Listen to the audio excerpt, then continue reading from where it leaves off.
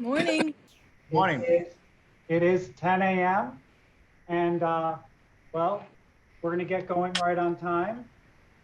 So first of all, welcome to the 20th annual Maine Summit on Invasive Aquatic Species. Thank you all for taking time out of your day to attend.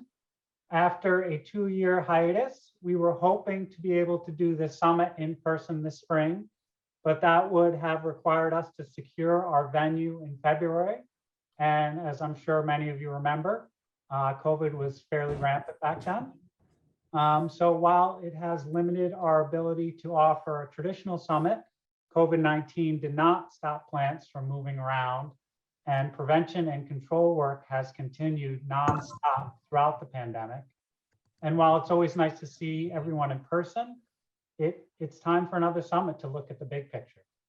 So good morning. My name is Colin Holm, and I'm the director of Lakes Environmental Association. First, I need to go over some Zoom logistics. I'm sure you're all familiar with this program at this point, but please keep your microphone muted so that others can hear the speaker. The mute feature is generally found on the far left-hand corner of the screen. We have a lot of people signed up today, about 200. So we really ask that you do keep yourself on mute just so we can stay on track. We have built in time for questions at the end of each presenter's talk. So if you have questions, please raise your virtual hand by clicking under the reaction icon bar in the center right-hand portion of your screen, or by writing your question in the comment bar. I will be monitoring the chat bar along with my colleagues, so hopefully we will be able to address all questions as they come up. As many of you have figured out at this point, we've changed the name of the summit. Although I very much like the simplicity of calling the event the Milfoil Summit, it does not accurately represent the issues we're facing anymore in Maine. We're up against much more than milfoil at this point. Hydrilla, European frogbit, curly-leaf pondweed, brittle water nymph, European naiad, parrot feather, and that's only the plants. In all likelihood, this list is going to continue to grow, and with more boaters on the water, more new boats and more new boaters and larger vessels, the pressure is on, and that's why we're here today. But there is hope, and I just want to start by sharing my screen for just a second. Let me see what I got. And this is a map that John McFedrin is going to focus on a little bit later, but this is just a screenshot. And I just want you to focus for a minute on what I've circled here in red. These are infestations that have been eradicated. If we find infestations early and we put significant resources into control work, we can get rid of these invaders. It's hard work, but it can be done. But the real success is not on that map. It is in the lakes not infested over the last 20 years because of courtesy boat inspectors and education programs that are run and implemented by the people here today.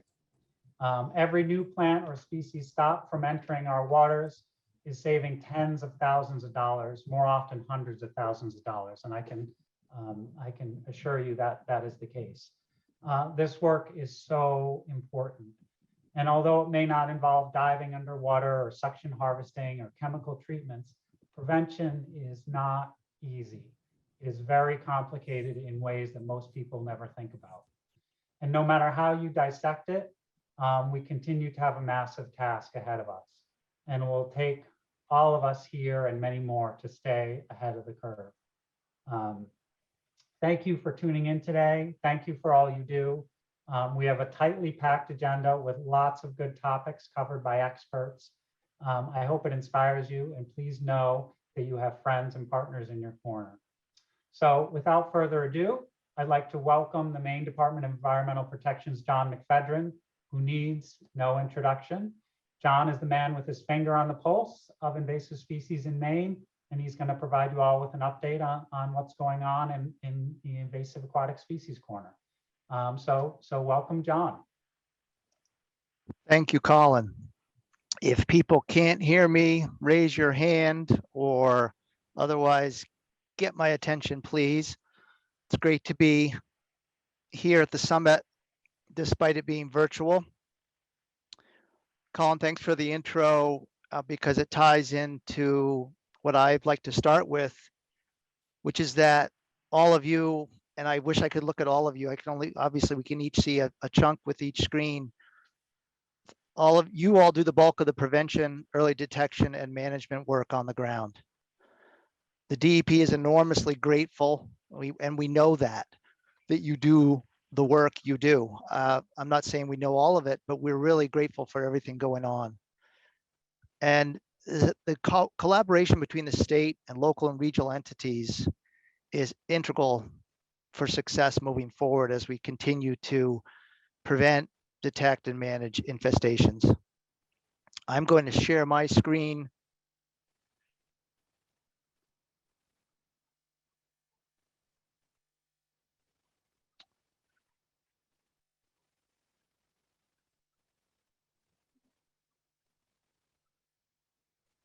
You've already seen this screen briefly that Colin showed you. This is the online interactive map that the DEP has showing known locations of infestations in the state. And as Colin pointed out, also several areas that invasive plants were eradicated. The first glance of this shows a bunch of the infestations in the southwest corner of the state. Obviously, I think we all know all that. Much of the state remains without infestations to the best of our knowledge. That's encouraging. But I do want to update you on recent new infestations. I will zoom around a little bit, but try not to make you dizzy here.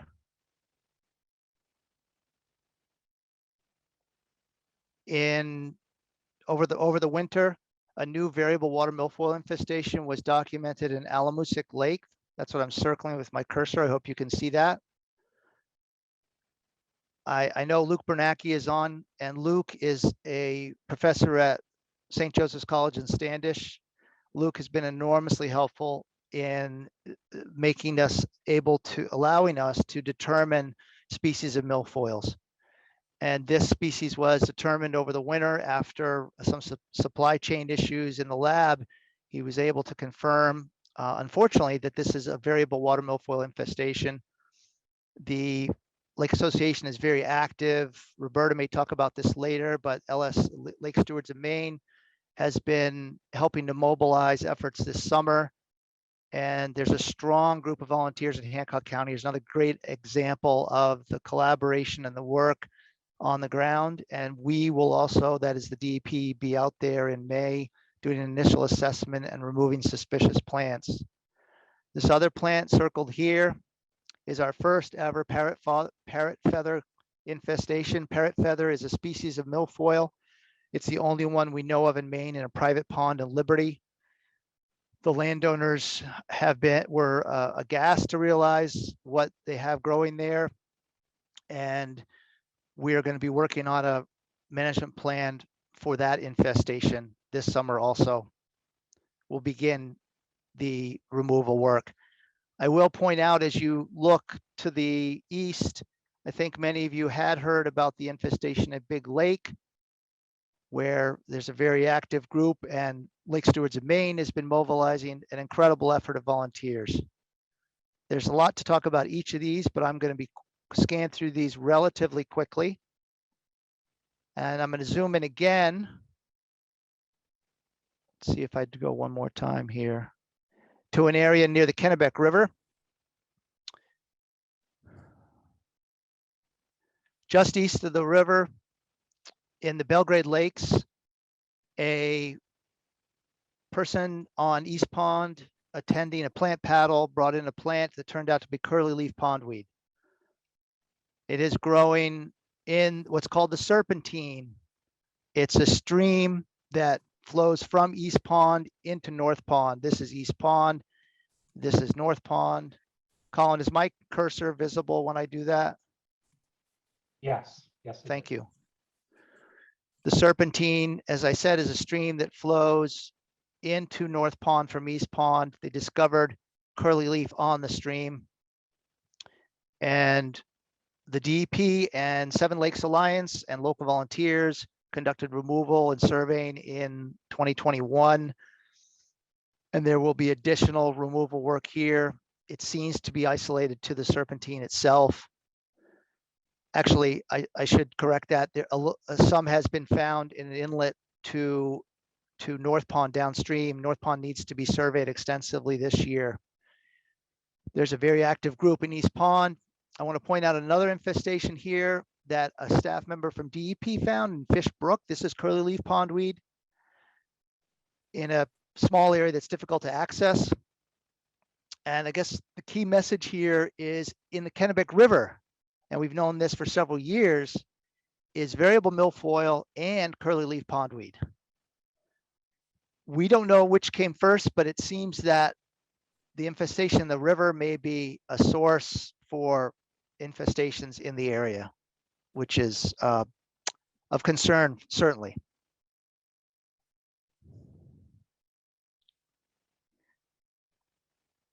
I'm going to move again, zoom again, or I should say pan a little bit.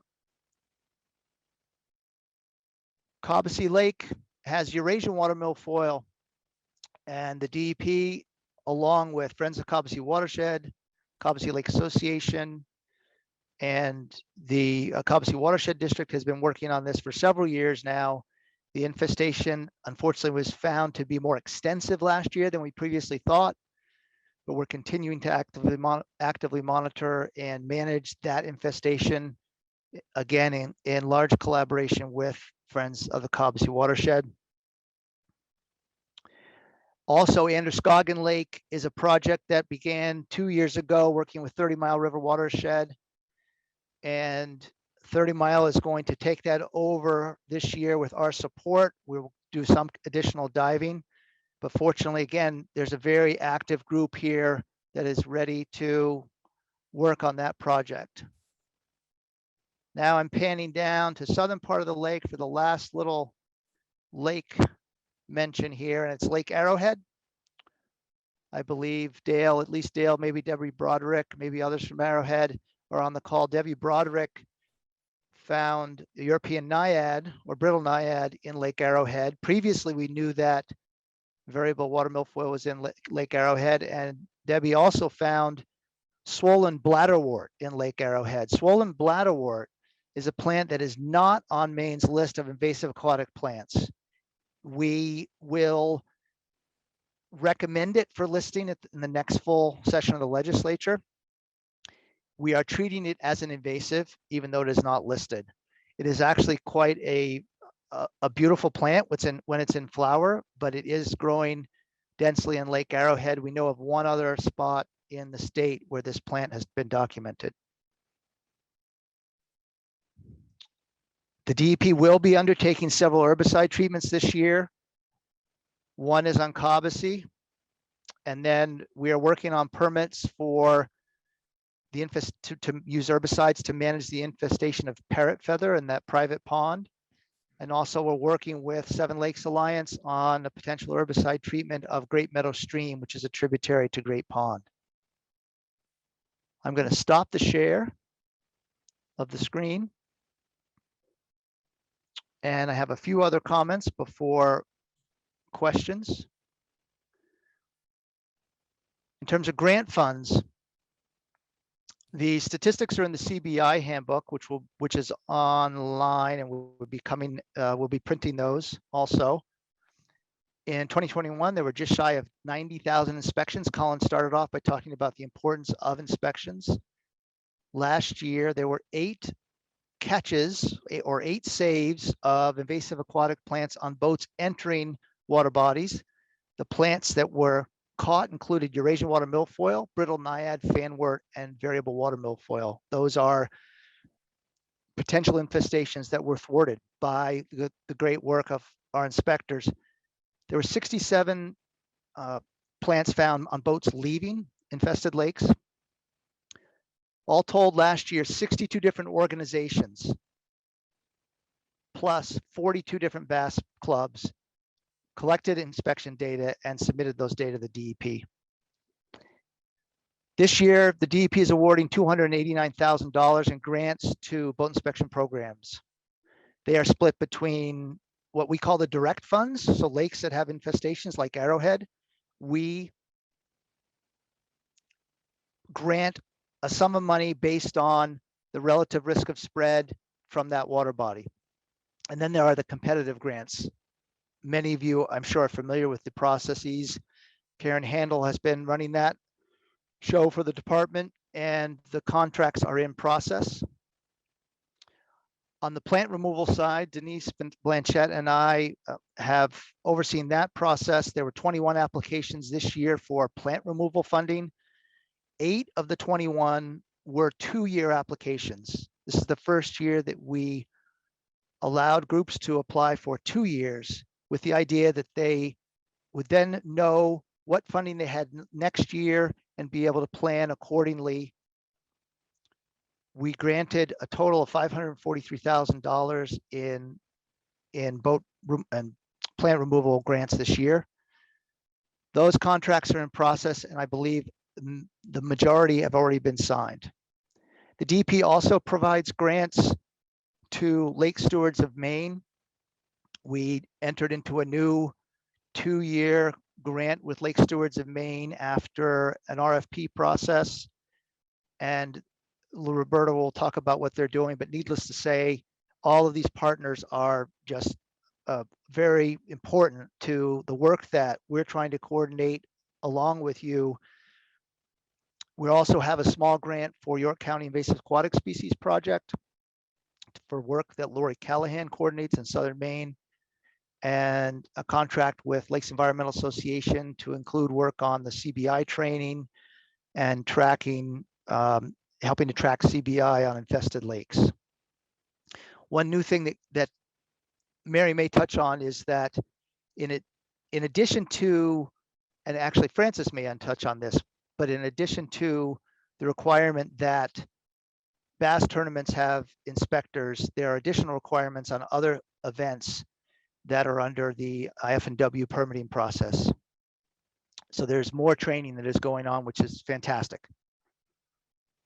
Finally, there has been a stakeholder group that formed last year that Francis Brodegum of IF&W, who you'll hear from in a little bit, and I have coordinated.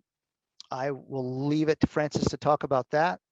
And the one final thing that I will mention is a process that the DEP and Lake Stewards of Maine, Lakes Environmental Association, Portland Water District, I hope I'm not leaving anybody out, but has been working on with colleagues from the Federal Fish and Wildlife Service on what's called a structured decision-making process focused on Sebago Lake. The idea is if there is an early detection with eDNA, how do we respond? And what makes most sense for our response? So it's an effort to try to develop a model for different outcomes and what is the best outcome to pursue when we have a new detection of, in our model, we're using it based on a new detection of brittle naiad, but it could potentially be used for other organisms, including things like zebra mussel or Asian clam. I'm going to stop there and entertain any questions that people have. Thank you, John. That was a great overview. Before we get to questions, I noticed there was a couple things in the chat. Norm Dadzayak, hope I got your name right. He stated that the New Hampshire part of Province Lake has an invasive that's not on our list or your slide. Calatrite stagnalis, not familiar with that one, but he said it's pretty laid back as invasives go, but and he just wanted to point that out.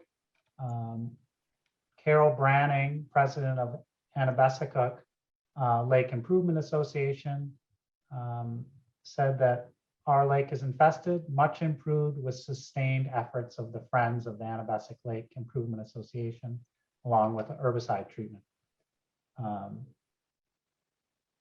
Amy Smagula has pointed out that calatrike is not an invasive species. So I'm not familiar with that, but John, that's what we have in the chat so far. Thanks, Colin. Great that Amy's tuning in. Amy is our colleague right across the border in New Hampshire. Any questions or comments? You can raise your hand or, yeah, Mike. Hi, John. Good morning. I was taking notes as you were speaking. Did you say there were 40 plus plants that were found, invasive plants that were found on boats leaving infested lakes in Maine? I think the number was around, just a second, Mike, and Karen can clarify for me, but I think the number was 67 on boats leaving. Okay, thank you. You're welcome.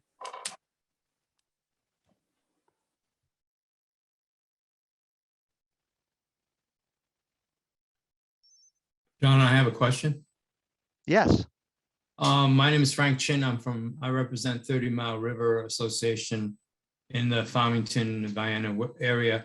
I patrol the Androscoggin Lake, which I am concerned about the milfoil there. Now we do have several bass tournaments coming up, and you said that there'll be more training for them. Although they do come, I still have my courtesy boat inspector check them regardless if they check them. Is that correct? Is that the procedure you should follow? You can certainly choose to do that, and Francis can describe the training, but the more training is for other types of events than bass tournaments that Francis can clarify. The bass tournaments have been required for several years now to have 2 trained inspectors at each site, at each fishing tournament. And Karen Hannell and Mary Jewett of LEA have been leading that training effort. But I know that there are instances, and other people who are running the programs can chime in, but certainly instances where groups have their own inspectors there during tournaments to help out with the bass tournament inspections.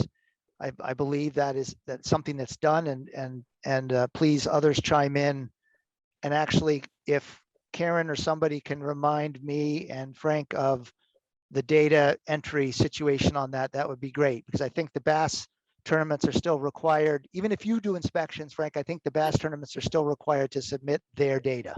That is correct. And what I do is to expedite the process, I take pictures of their forms, the data, and then I have my crew do their own too. So we've been doing that for 3 years, and I just wanted to make sure that we're doing the right procedures. So this is Francis Brodigam. So for those of you that don't know me, I'm the Director of Fisheries and Hatcheries with the Maine Department of Inland Fisheries and Wildlife. And several years ago, as John mentioned, we did establish permit requirements for all bass tournaments to have 2 inspectors that have been through a training course. It's been provided by DEP to provide the inspections. Do we need this anymore? Sorry, some feedback. So, the clubs have been very judicious in doing those inspections. What would be more meaningful, I think, quite frankly, than individual groups doing their own inspections at the same time, which in some cases may be, I don't know, may not be viewed all that well by the bass clubs who should be already doing those. If there are instances where the clubs are not doing the inspections, we want to know that. I mean, the reality is the Lake Association should not have to be doing those secondary inspections. They should be performed by the bass groups. And that's the expectation that we have. And we want to know if those inspections are not happening, and we will follow up with those folks. So I know a lot of you feel compelled to be there and do your own thing.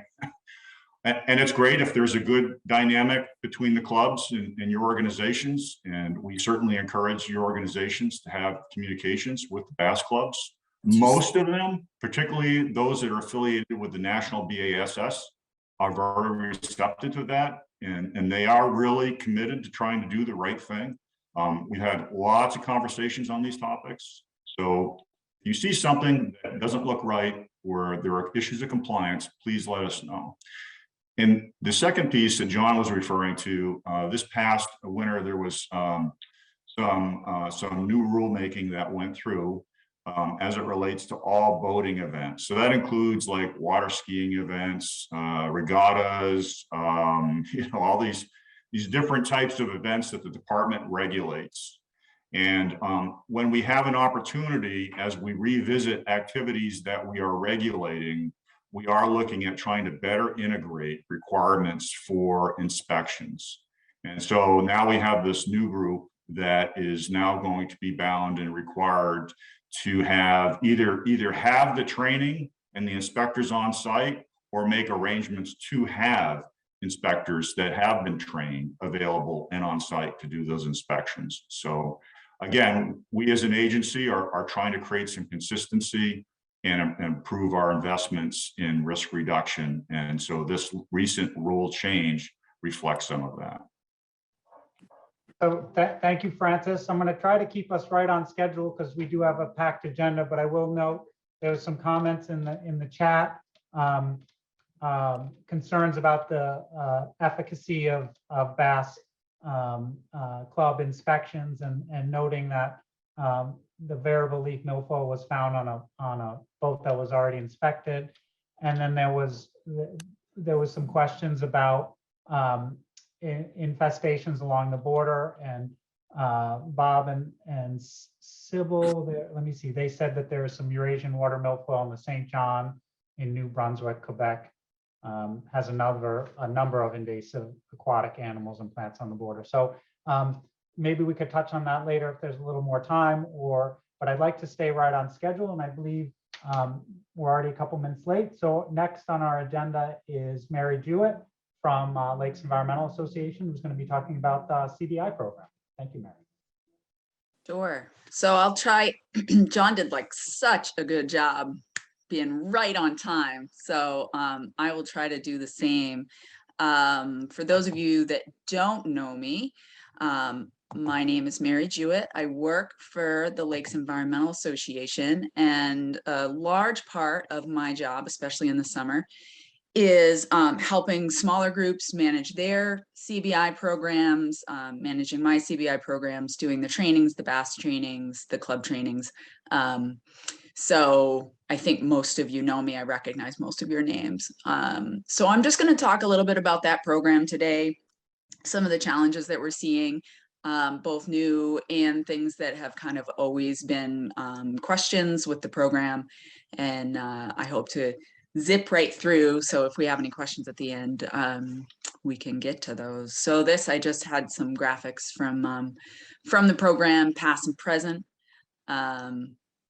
So jumping right in, John touched a little bit on inspections for this year. So he said we had just about 90,000. So this is kind of history of the program. When we first started in 2001 and started keeping track of inspections done, obviously it was very low, and we kept jumping up throughout the years. And this was as funding became available to different groups, as the issue became more visible throughout the state. So there were more organizations, more small lakes and big lakes saying, hey, we want some of that. We need to be able to do that as well. So so this is kind of how it has evolved over time.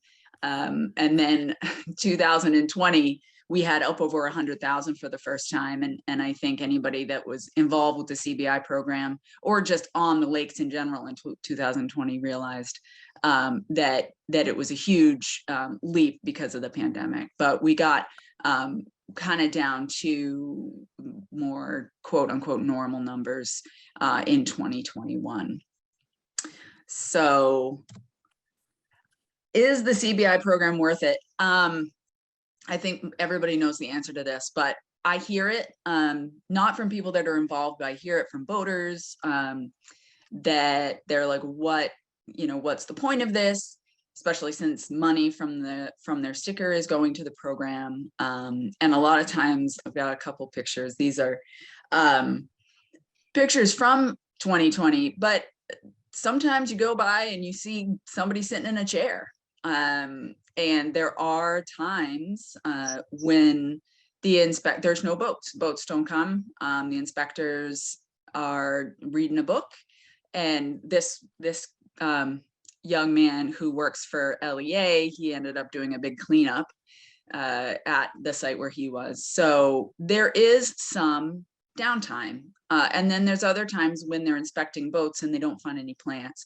So the debate is, how valuable is the program? So here we have saves. And John talked about the numbers from last year, that we had about 60 coming out, and I think he said 8 entering lakes last year. And so that's just in 1 year. So over the history of the program, we've had hundreds, possibly thousands of these quote unquote saves. And some years there's more plant growth than others. Some years there's it's busier than others. So, but we have close to 100 every year. And what I've put on this timeline is just some of the kind of higher profile ones, I'll say. Variable milfoil coming out of Lake Arrowhead, we don't really like make a big stink about it. But as if there's something new coming into the state of Maine or something going into a pristine lake, that's where we kind of make a big deal of it. Those are the ones I chose. And then last year we had fanwort, which is not a plant we have in Maine. And that was caught on a boat from Rhode Island. And then in 2022, we don't know, but these were all caught by courtesy boat inspectors, right? So they certainly do make a difference. And so anytime you see them just hanging out, know that it is important for them to be there. Okay. Challenges, which there are a few.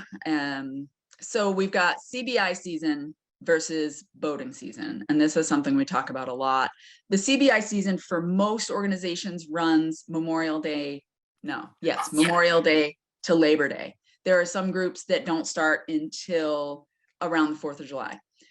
There are a few organizations that start on weekends in May, which is wonderful. And that really depends on funding, resources for these organizations. But boaters are on the water right now. So, and this is kind of a fun, there's some loons out, some Looney Tunes out before ice is even out. So the CBI season really doesn't match up totally with when boaters are on the water. And we always talk about how we can't be there 24/7. Courtesy boat inspectors can't, but this is just a question of when should we be there? And I do have a courtesy boat inspector training May 4th, which I think a lot of you folks are signed up for, and we'll have more discussion about how we can effectively do that when we do that. So what's a solution for this? Really, boater education and outreach, because we can't be there. And I don't know if Francis is going to talk during the stakeholder conversation, if he's going to talk about some of the efforts being made for greater boater outreach. But once boaters are really on board with this program, the theory is that they will inspect their own boats. So especially those early season and late season, we won't have to worry about it so much. And Colin, I forgot to set my timer, so just wave at me because I can see you. You're doing good. Great. All right. Another challenge is plant growth. So John talked about the curly leaf pondweed found in the serpentine. which this is a picture of that particular plant, and it grows early. It's very well adapted. It can grow in low light. It will actually grow under the ice. So once the ice is out and the sun is hitting it, it's like very excited and grows really effectively. So before some people even start doing courtesy boat inspections, this guy's on the ground. And in other states, right, some boaters are coming from out of state and southern states, the plants grow even earlier. So yeah, that's a challenge. And then this friend, brittle water nymph or European naiad, this is a handful from Lake Arrowhead from last year. And naiad starts fragmenting and releasing seeds in later summer, early fall. So again, Labor Day is not, it's not the end. It's not the end of the growing season. It's not the end of the boating season. So this is a challenge that, again, we're constantly tackling. How can we expand that season? Competition. I was in Hannaford yesterday, and every register had a little sign on it that said, "Summer hiring, $17 an hour." And I was like, we just can't compete with that for seasonal employment. Subway was the same way last year. I don't know what it's going to be this year, but it's tough to compete with that. And folks that are right now doing their hiring and scheduling, I think, are probably all running into this issue, especially when you're hiring a lot of people, both for courtesy boat inspections and also our plant control efforts. It's hard to find people. And then this didn't help a lot with that either. So this is a little chart about how minimum wage in Maine was $7.50 for years. So a lot of people, as they were starting their programs or expanding their programs, the minimum wage was $7.50 an hour. And then in 2017, it jumped up. To be honest, I voted for it. I think it's totally reasonable to increase the minimum wage. But then when it came to hiring, it's tough to make those ends meet. So the question is, do we cut hours? How do we fundraise better? So that this is just one of the challenges. I know there might be some of our nonprofits that are able to pay more per hour if they only have one launch, or they have a really big support system from shoreland owners. But it is tough for some of the bigger organizations that employ a lot of people. Solutions: increase sticker fee. Yay, we just did this. So I think it was 2020, the new price for the in-state went from 10 to 15. And for out-of-state, it's now, I think, 45. And Francis is giving me a little bit of a nod. So it's now up to 45 for out of state. So it was really wonderful when that went up and we had a little infusion into the program. So we were able to give higher grants to groups. We were also able to get, like, as groups came on board, we were able to support new groups, which was great. And now the minimum wage has gone up again. And this is going to be unpopular. So nobody yell at me. I think everybody's muted anyway, so that's good. This is resident versus non-resident that are buying milfoil stickers in Maine, or lake and river protection stickers, I should say. So about 10% of the stickers sold are to the non-residents. So that's that $45 sticker. It makes sense, maybe, to increase that sticker fee for residents.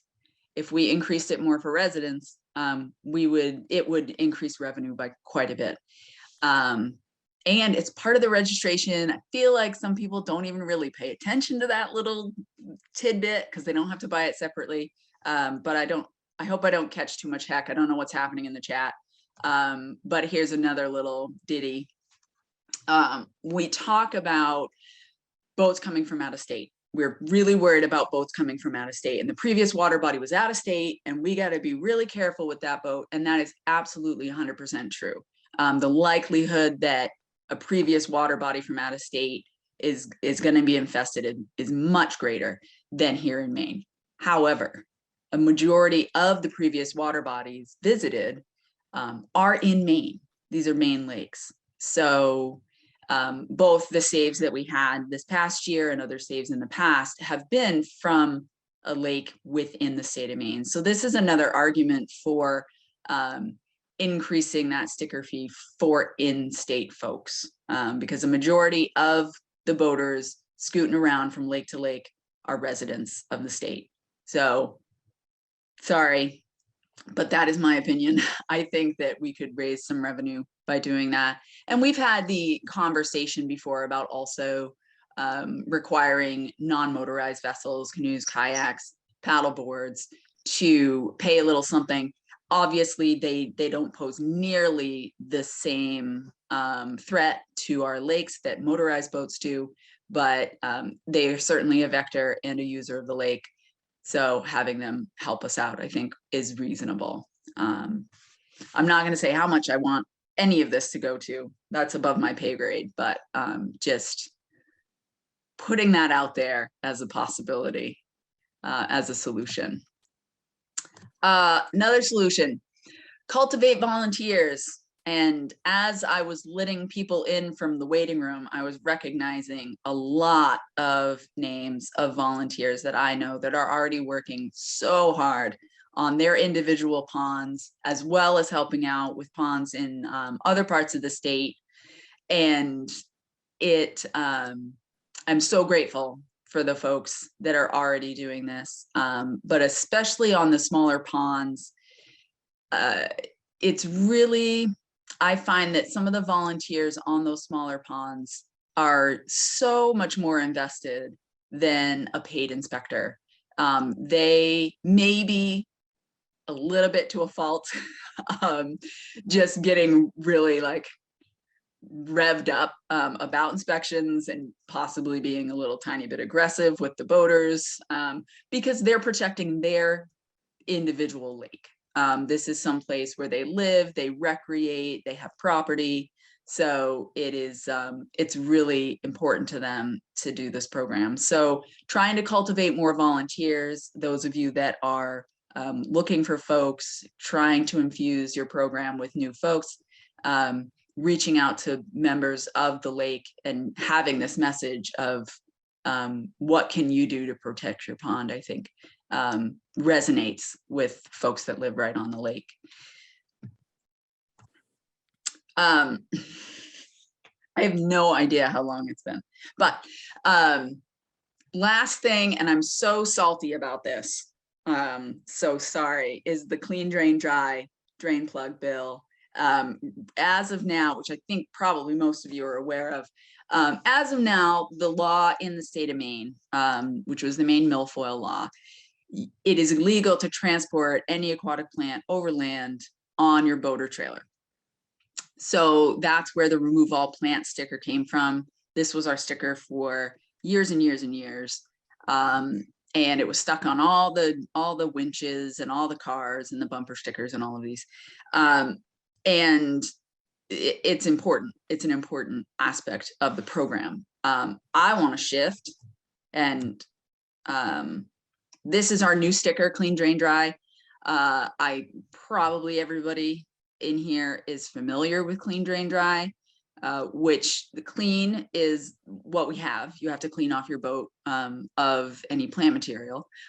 Draining is removing any drain plugs from your boat so that you don't have standing water in between lakes, and then drying to the best of your ability, drying out any place where there is standing water. And the drain and dry is really to start combating invasive animals, right? So zebra mussel, spiny water flea, Asian clams, those kinds of things that survive in standing water and might be much harder to see than a plant. And we did have a bill before the legislature last year, which got shot down.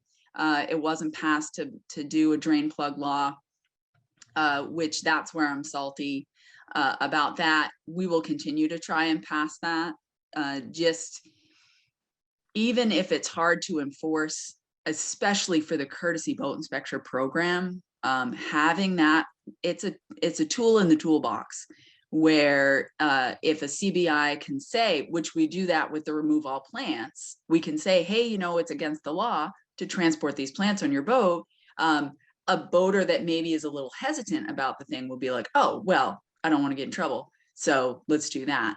So if the courtesy boat inspectors could say, hey, you know, it's state law that you have to have your drain plugs removed between lakes, I think that that would jumpstart a lot of people to start having that be a habit for their boating activities. So I will always support a drain plug law. Probably at least 24 other states in the country have that in place. So yeah, so you'll hear from me again if we try to get that passed again. And that's my deal. How'd I do? Thank you, Mary. That was excellent.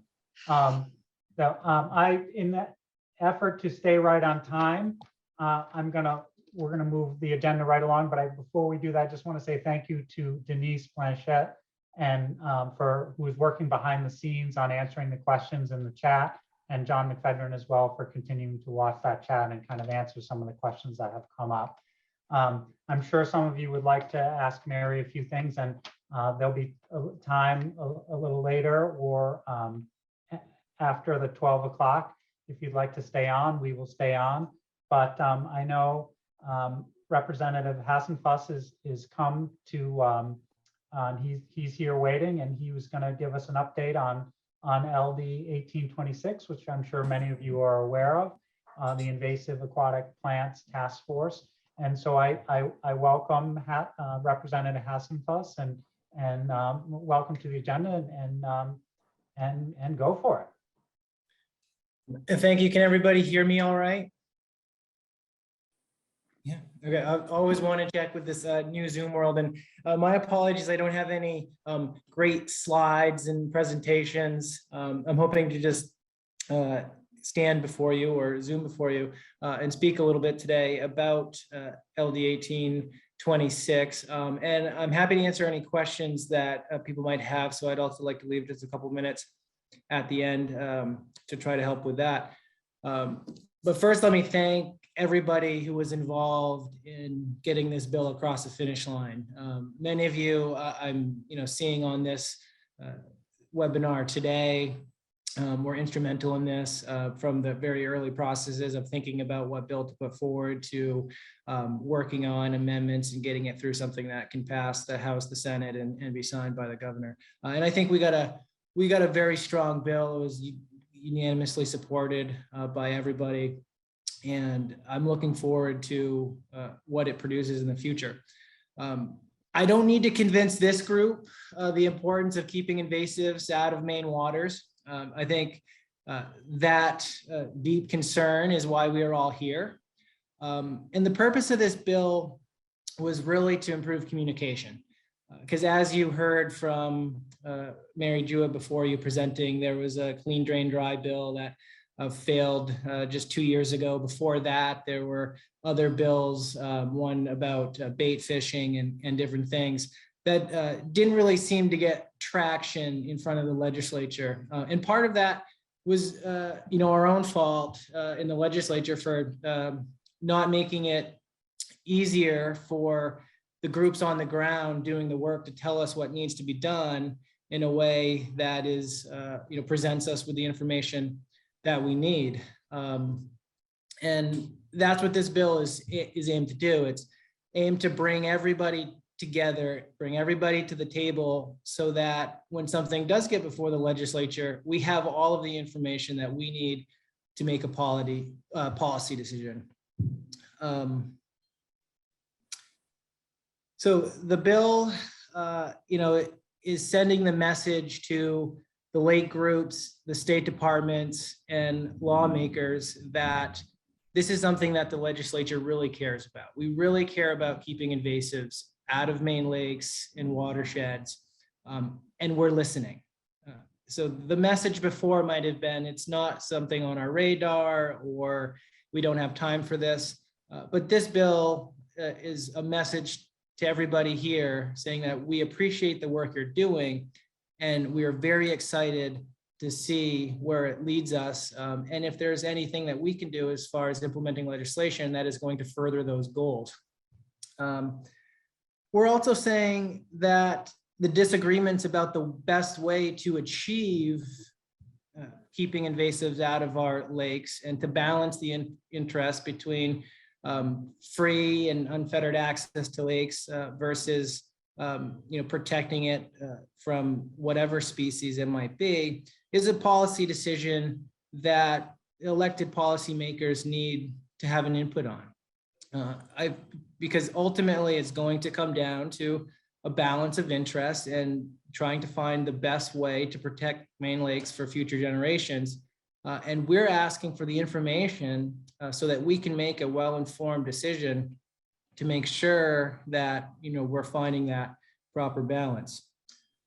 And so with that sort of background of communication being number one, to make sure that all of the state departments, the lake organizations, lake associations, and just regular citizens have the information and the know-how.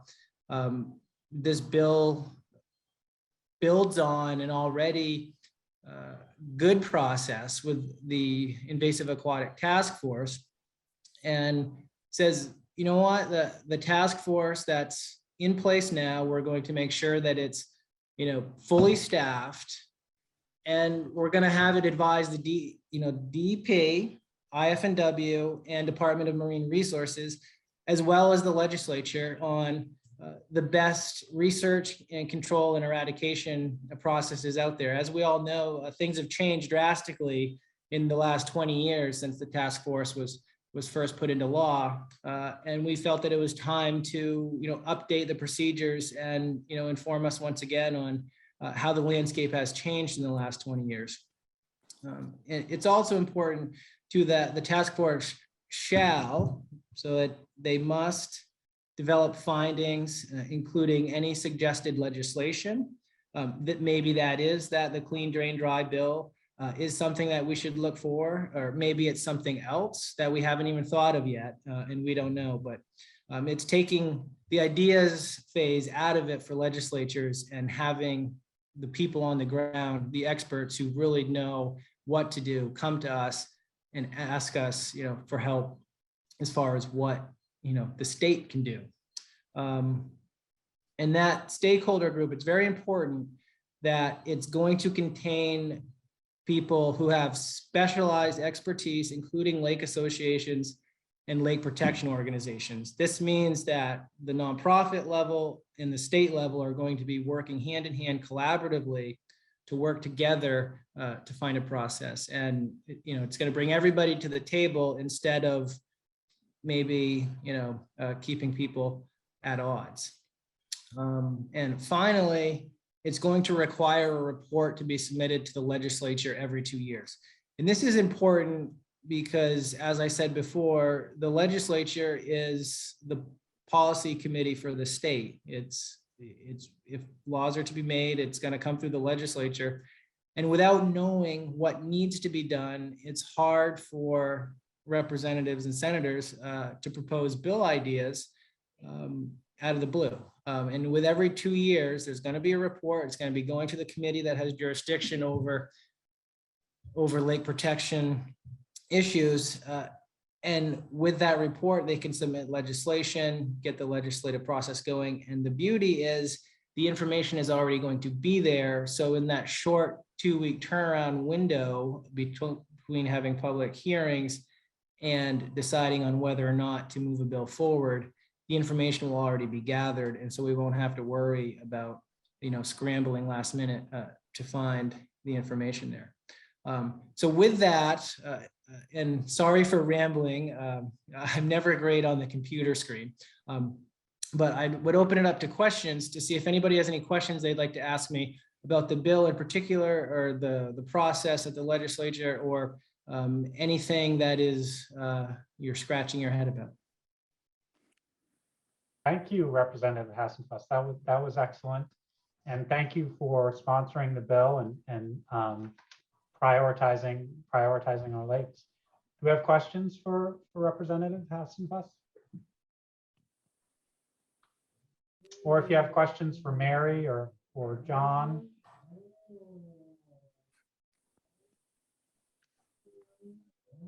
Colin, I have a question. Sorry, my camera's off. Let's get it started. Kelly Margolis. I'm from Woods Pond Association, which is in Bridgeton. And as Mary had mentioned, many lake organizations who are currently running CBI programs have been struggling since the prices for the hourly wages have gone up. And I'd love to ask our representative if he had any insights or suggestions or responses that the state might be able to help us out with. I totally support the increase in the wages. I think that's just, mandatory.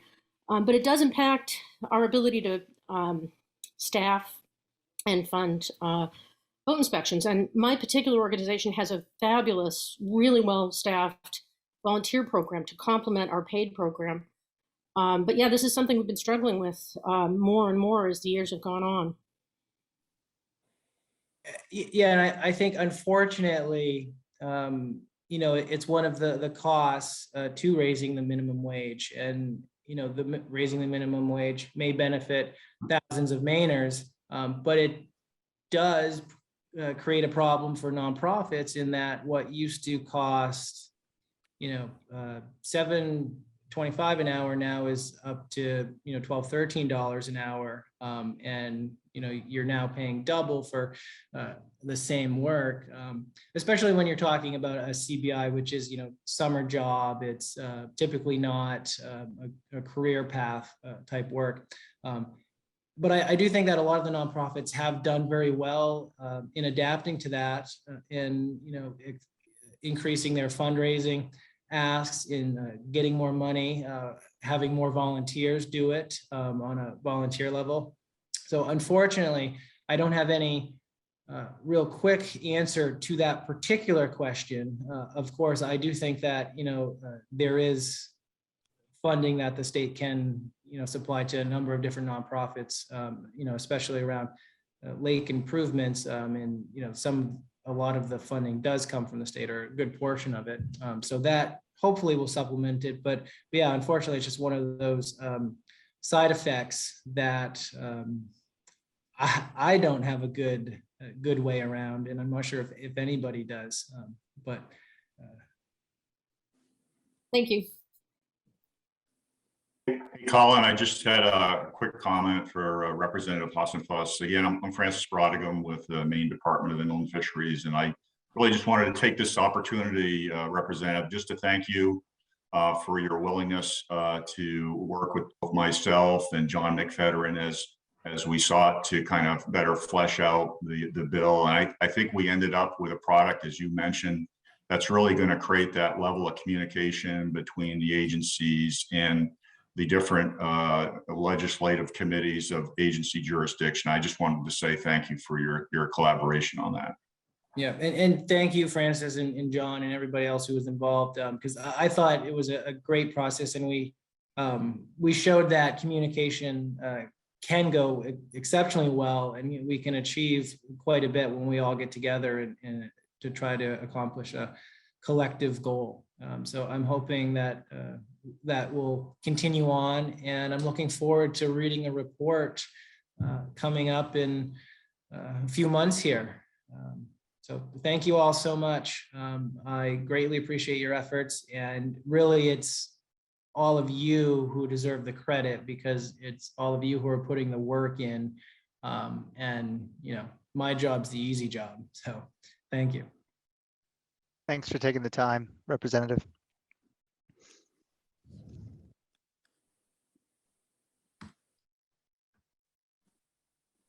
Excellent.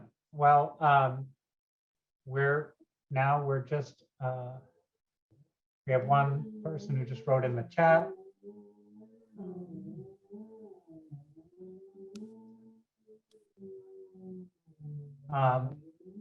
John Casselot suggested lake associations, like it's changing too quickly, should be able to compete successfully with Hannaford or McDonald's, I guess implying that lake associations could help fund the process. And Kelly, I know you're already involved in that, as many lake associations are. It's a good suggestion if you're not doing it already, or to do more of it. And then Rangeley, Amanda La Liberty suggested that Rangeley Lakes Heritage Trust has had luck with offering more than CBI work, and we don't pay above minimum wage, depending on the skill set. So they overlap positions, that's a great idea, so that you can bring in more people, make it more appealing. Thank you for sharing that. They do pay above minimum wage, excuse me. That's a great idea. A little bit more technical on the person hiring, on the organization hiring, but if you have the positions, that could make it more enticing. Well, I would suggest that we move right along, and I'm sure we can make up some time, or we can fill in the time as it comes. Thank you again, Representative Hassenfuss and John and Karen Hannell in the chat there for helping, and Mary so far. I think up next is the IAS stakeholder subcommittee update with Francis Brottingham. So many of you have met him already, and welcome Francis, and why don't you give us an overview of what's happening? Thanks, Colin. Yeah, for any late arrivers, I'm Francis Brottingham. I'm Director of Fisheries and Hatcheries with Maine Department of Inland Fisheries and Wildlife. And to start with, I just want to kind of revisit your Invasive Aquatic Species Summit title redesignation. And I just love that title change, partly because I really think it does, in fact, embody a much broader vision and awareness, and really a stronger commitment of interagency as well as non-state agency cooperation. So I just want to thank you for that, Colin. And sort of providing maybe a little bit of context from the IF&W perspective as I kind of talk about this new stakeholder process that both John and I hope everybody that's been involved with that process are really excited about. Our agency, and specifically the Fisheries and Hatcheries Division, just recently completed our 15-year fisheries strategic management plan. So again, that's not something we complete very frequently. We're really proud of the planning process. I won't go into that, but really what it kind of does is it kind of sets the stage for what I'm really going to be talking about here today. And in our new statewide fisheries plan, it's very apparent reading through that Maine's native and salmon fisheries really, they have evolved in this state in the absence of heavy competition, particularly from warm water species of fish. And as a result, new introductions of fish, but also many other aquatic invasive organisms, they do represent one of the greatest threats to maintaining the integrity of these iconic cold water fisheries, sport fisheries in the state, for brook trout, for char, for lake whitefish.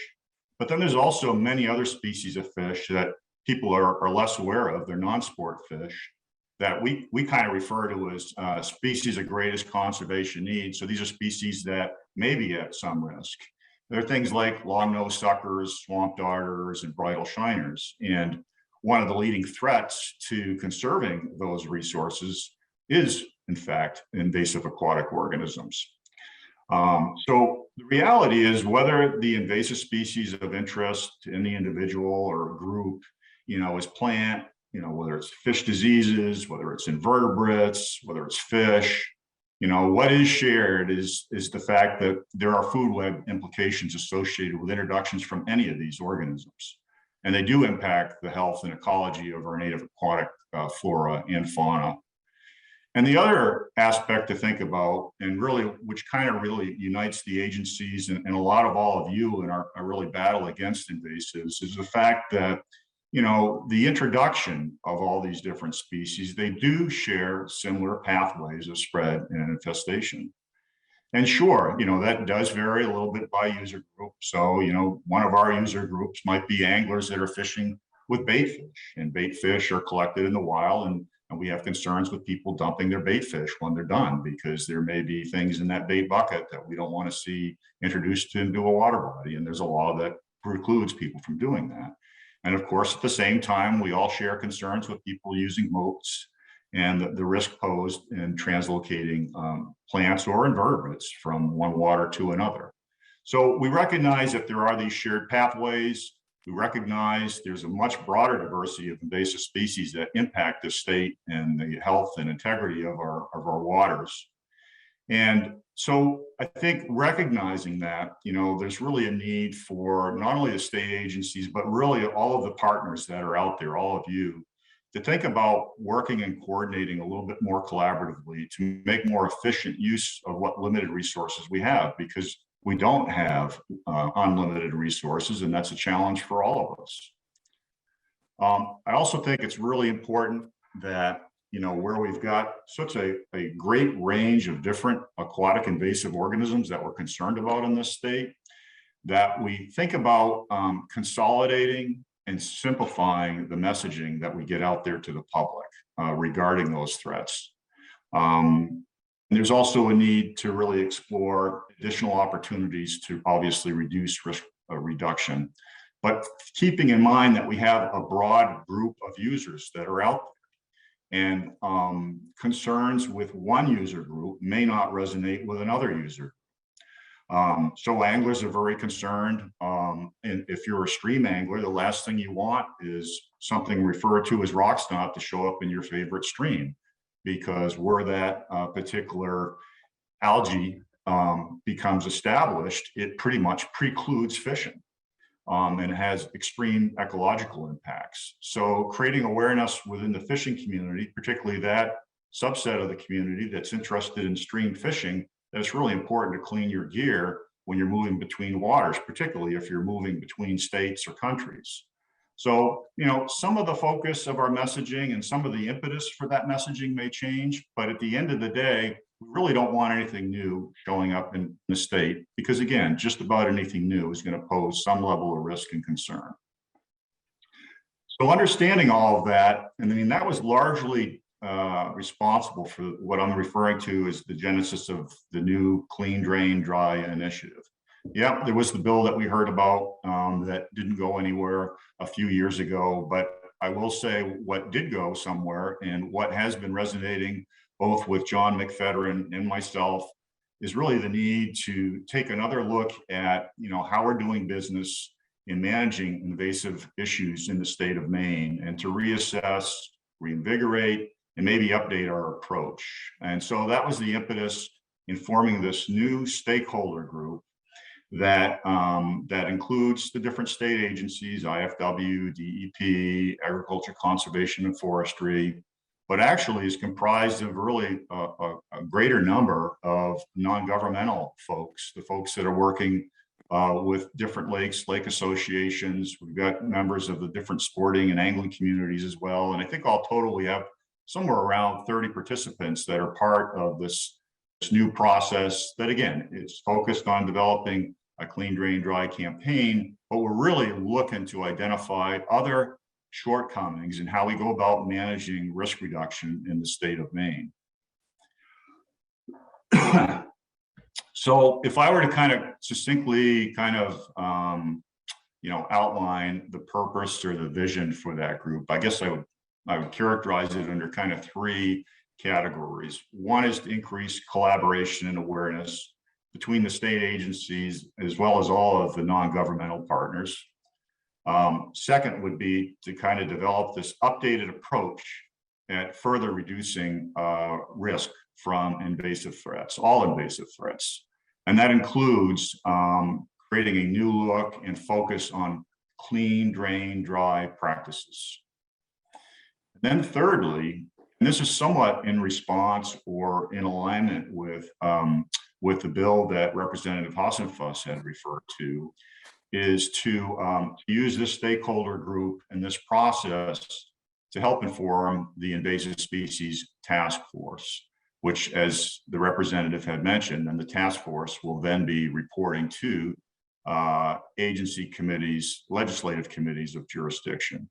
So I mean, folks may or may not be aware of this, but each state agency works with a subset of the legislature referred to as a committee of jurisdiction. So we have a group of people that we manage any kind of new laws with that are representing essentially agency interests, and DEP has a similar but different makeup, and ACF same. So we all have our individual subsets of the legislature that work with our respective agencies. So those committees would then be receiving reports from the task force, and some of the information that might be conveyed would be information that would be provided with support from this stakeholder group. So a lot of good things I see coming out of this group. We've actually been meeting as a stakeholder group since 2001.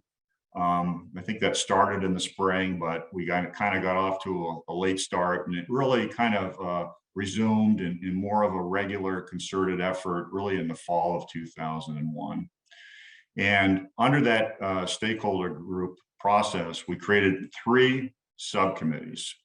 We have one committee that was looking at prevention efforts in other states, just to see what's going on elsewhere, and to see if there's anything that we can be doing, or if there's anything that can be learned from other efforts in other states. We also had a group that looked at looking at implementation of risk reduction measures at boat launches.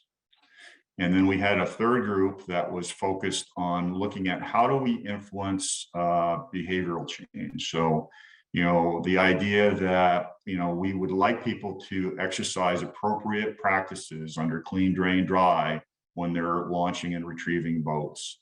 And what does it take to motivate people to do that voluntarily? And there are people out there, professional people that they're referred to as human dimension specialists that have expertise on influencing human behavior. And so that was a recognized area of need here in our state, and thinking about how we can best reach out to the different user groups, influence positive behaviors by those different groups.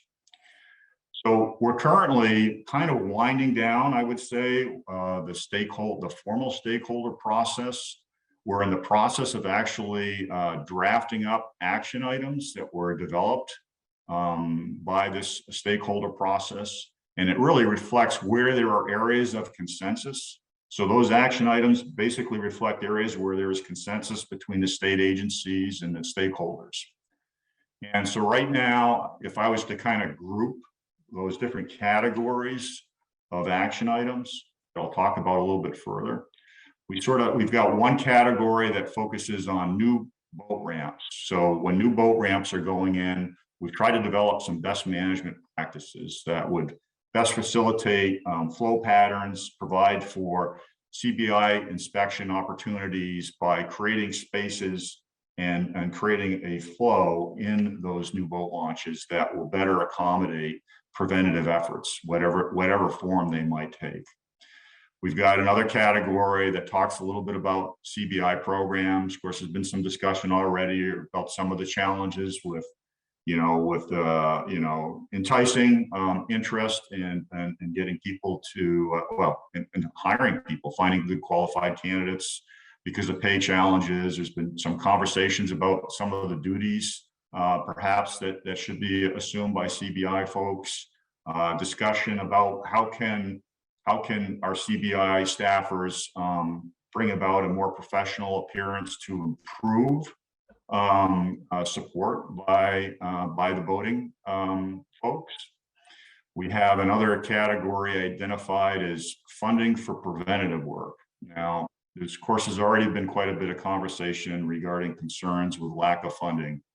And we've talked about really the need to develop a statewide budget, better highlight and identify the work that should be done in some sort of prioritized fashion, and then take a look at what we have for existing state funding revenues and use that basically as a basis in justifying future requests for funding, whatever avenue that might be, whether that's through a sticker fee increase, whether that's through an appropriation from the general fund, whatever the mechanism, but basically to have that justification. I think that will certainly put the state in a stronger place to think about advocacy as it relates to funding. We have another category that's relating to management of infested waters. There's already been a little conversation this morning on some of the challenges of, what should we do at infested waters, trying to find that balance behind creating public use opportunities to public waters of the state while also addressing legitimate concerns about translocation risk. This year, there was also legislation requiring mandatory boater education. So I chair one of the subcommittees, the boat ramp BMP subcommittee, and we actually took a look at the educational element of that boater education program that was focused on risk reduction from invasive threats, and we contributed some additional revisions to the draft module that focuses on that topic. So that was really good. And then lastly, we've got a category that's kind of focused on communication, outreach, and enforcement. And I can see my time is getting on. Let me see here. So real quickly, we've got about roughly 27 draft action items. They still need to be fully vetted with the stakeholder group. The plan is to use these action items, at least IF&W and DEP, with support from the stakeholders. We would utilize those action items and sort of creating next steps, if you will, in moving forward and improving risk reduction within the state. I guess the last point I'll make, because I am running on, so we, believe it or not, our agency does not have a dedicated staff person to work on invasive aquatic threats and issues. And that's been a real challenge for our agency. But I am really pleased to inform you all that we put in a request in the supplemental budget that was approved. So we will be hiring an aquatic invasive position within the agency to coordinate IF&W issues related to invasive aquatics, which is just a huge step in the right direction. We'll be using mostly the funding that our agency receives from the milfoil sticker, which is about 20% of the proceeds. Because of the fee increases, we were able to tap those additional revenues and use them to fund this position. Whereas in the past, virtually all those funds have been utilized for law enforcement. So sorry for running a little over here, but I'll wrap it up with that. And I'll let Colin decide if there's time for any questions. Thank you, Francis. That was a great overview. And I just have a couple comments. First, a clarification that this stakeholder group started meeting in the fall of 2021, not 2001. I know time flies. It sometimes seems like 2001, but it's just been the last year. And regarding, I'm one of the members of the stakeholder, there's many folks here today that have served on the stakeholder group. But Francis, that was a great summary of saying increase collaboration and update our approach and inform the IAS stakeholder group. To me, just the collaboration alone has been amazing and really helpful, I think, for everyone to hear from a nonprofit, to hear agency concerns, and hopefully for the agencies involved to hear our concerns. And so that process has been helpful. And I think that really leads to that second big step, which is updating the approach we take. And so it's been well worth my time to be a part of that committee. And I think everyone on that stakeholder group feels the same way and appreciate working with Francis and John and everyone there. And so to all of you not familiar, things are going well and we are making progress. That's how I feel. And I'm very grateful for that opportunity. We do have about 5 minutes for questions. Raise your hand or unmute yourself if you have some. Colin, this is John. Francis, there was a comment in the chat about worms and whether DEP is doing anything about worms and dumping worms. What is the IF&W policy or advice to anglers about worms and not putting them in the water? So yeah, there's just a never-ending list of invasive issues that seem to surface. It seems like every few months there's something new. For those of you that don't know, earthworms are actually not indigenous to the state, and some of the newer varieties that are showing up are a cause for more concern because they actually accelerate the breakdown of the duff layer. That's really important in maintaining stream bank stability. So there are concerns with some new species that have been identified in the state. And so what we have been doing with, at least in terms of outreach, you know, and again, this gets back to the earlier comments I made about trying to simplify and pare down our communications with regard to invasives. So as we're talking about, we just did actually a release, it wasn't, I don't know, maybe that was, well, within the last month, I believe, where we talked about anglers not dumping any of their live fish as bait that they might be fishing with, but also at the same time talking about not dumping any earthworms, period, and just disposing of them in the trash, which is what we'd like the public to be doing with their bait fish as well, to prevent any, you know, any spreading of some of those earthworms that could be more of a concern. As I mentioned also, again, I mean, it's an issue for IF&W, but we haven't had any capacity to deal with those issues, and yet they represent, you know, invasive species that is one of the greatest threats to managing both fish and wildlife. So we are trying to gear up. The new position that we have that's been approved will focus on aquatics, but we also included some general funding there that would allow for that position to also work on some of the terrestrial invasive issues as well. I had a question. Colin? Tim, go for it. Yes. I'm in Lovell, and we have some great concern on Keyser Lake for the seine netters that come in, bait fishermen come in the fall, in October and November. The concerns we have are that these guys come in after the CBI inspection programs are over, and they put a seine net out that really looks to us like it would be a great opportunity for invasives to travel on. And the concerns we have are that there's no enforcement people around, there's no CBI inspection, and they usually, the bait fish come in early in the morning, so there's really nobody to be accountable. They don't have any accountability. I know there's a lot to manage, but we'd like to make sure that this gets addressed in some manner. Has anybody had anything more to say about this? Yeah, I don't know if you were on any of those email chains that I was part of, but I'm certainly aware of the concerns that were there. Yeah, I saw. Okay. So I'll offer a number of thoughts on that. I mean, when we look at bait fish harvest, and particularly commercial bait fish harvest in the state, number one, I'll just provide a little context here. It's really important that we create and support a wild bait fish collection program in the state.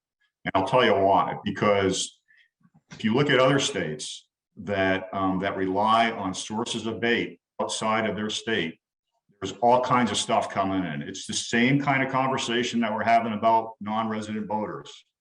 You know, we didn't have a lot of the things that we've got right now. Where did they come from? Not from Maine. So we have some real concerns with allowing, and we currently preclude any importation of bait into the state. So we are relying on our local commercial harvesters to provide that source of bait. We also have a number of restrictions in place that limit where and when they can use different types of gear. We do not allow any use of seines on waters that are infested with any invasive plants. And we do that because of concerns of translocation risk.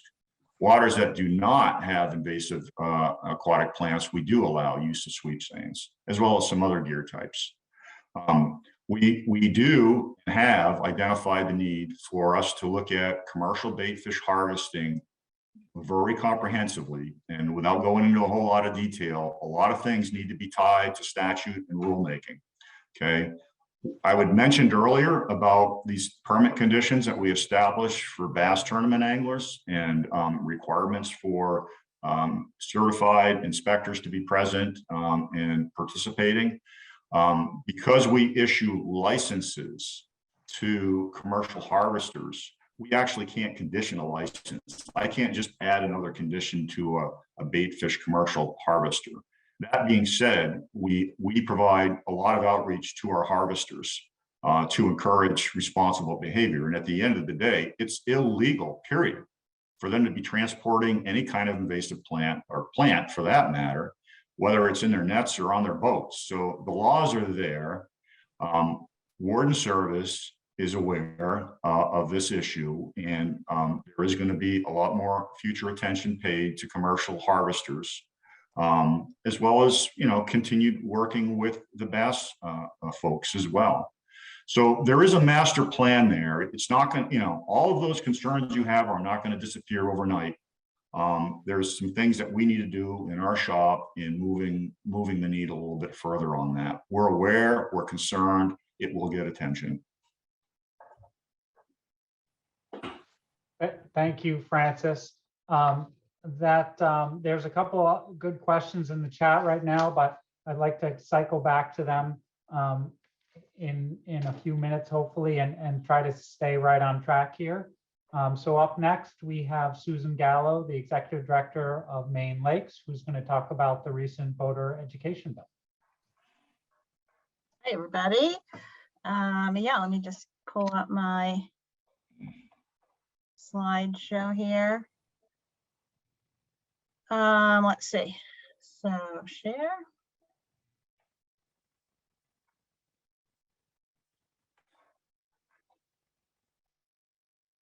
Okay, you should see that.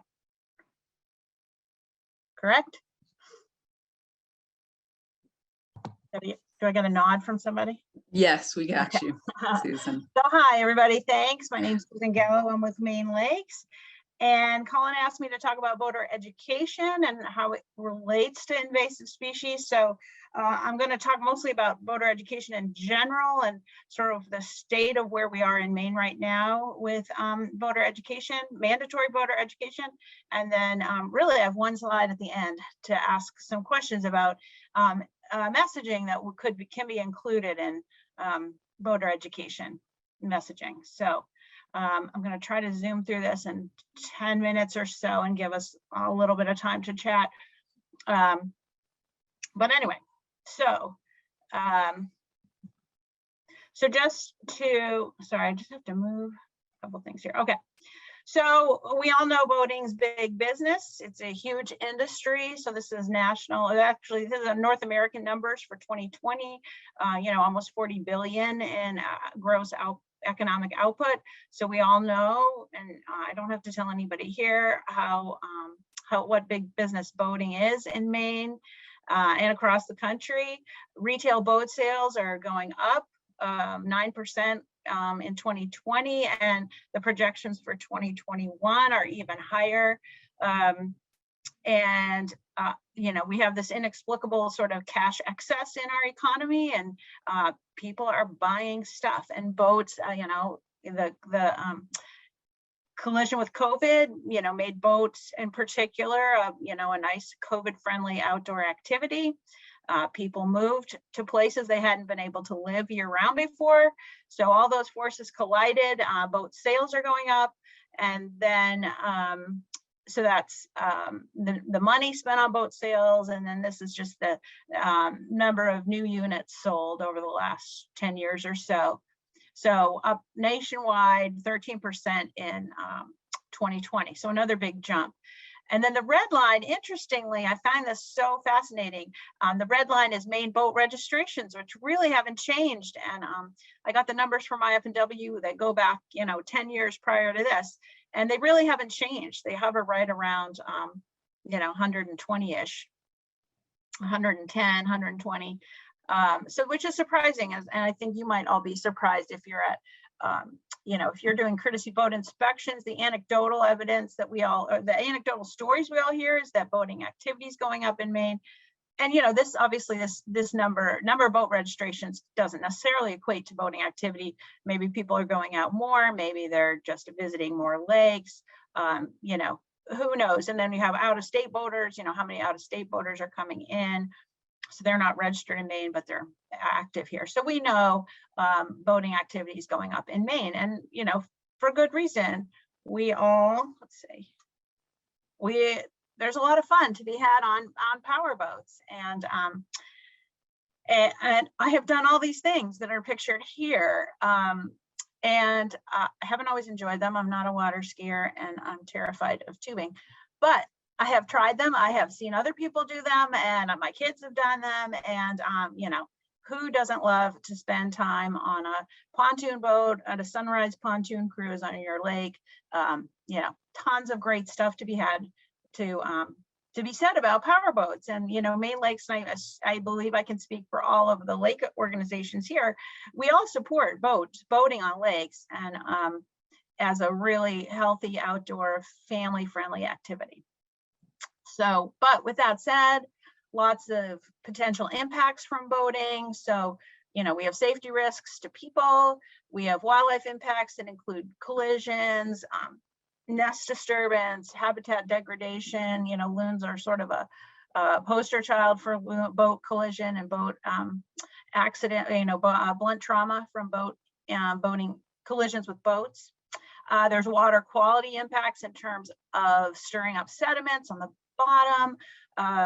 There's large wake impacts, especially there's a lot of us in Maine working on the impacts of large wakes, and the sort of growth in the industry of wake boats, and what does that mean for you know, property damage and erosion, water quality, all of those things. And then of course a really big one is invasive species spread, and that boats act as a vector, and that's no news to any of you.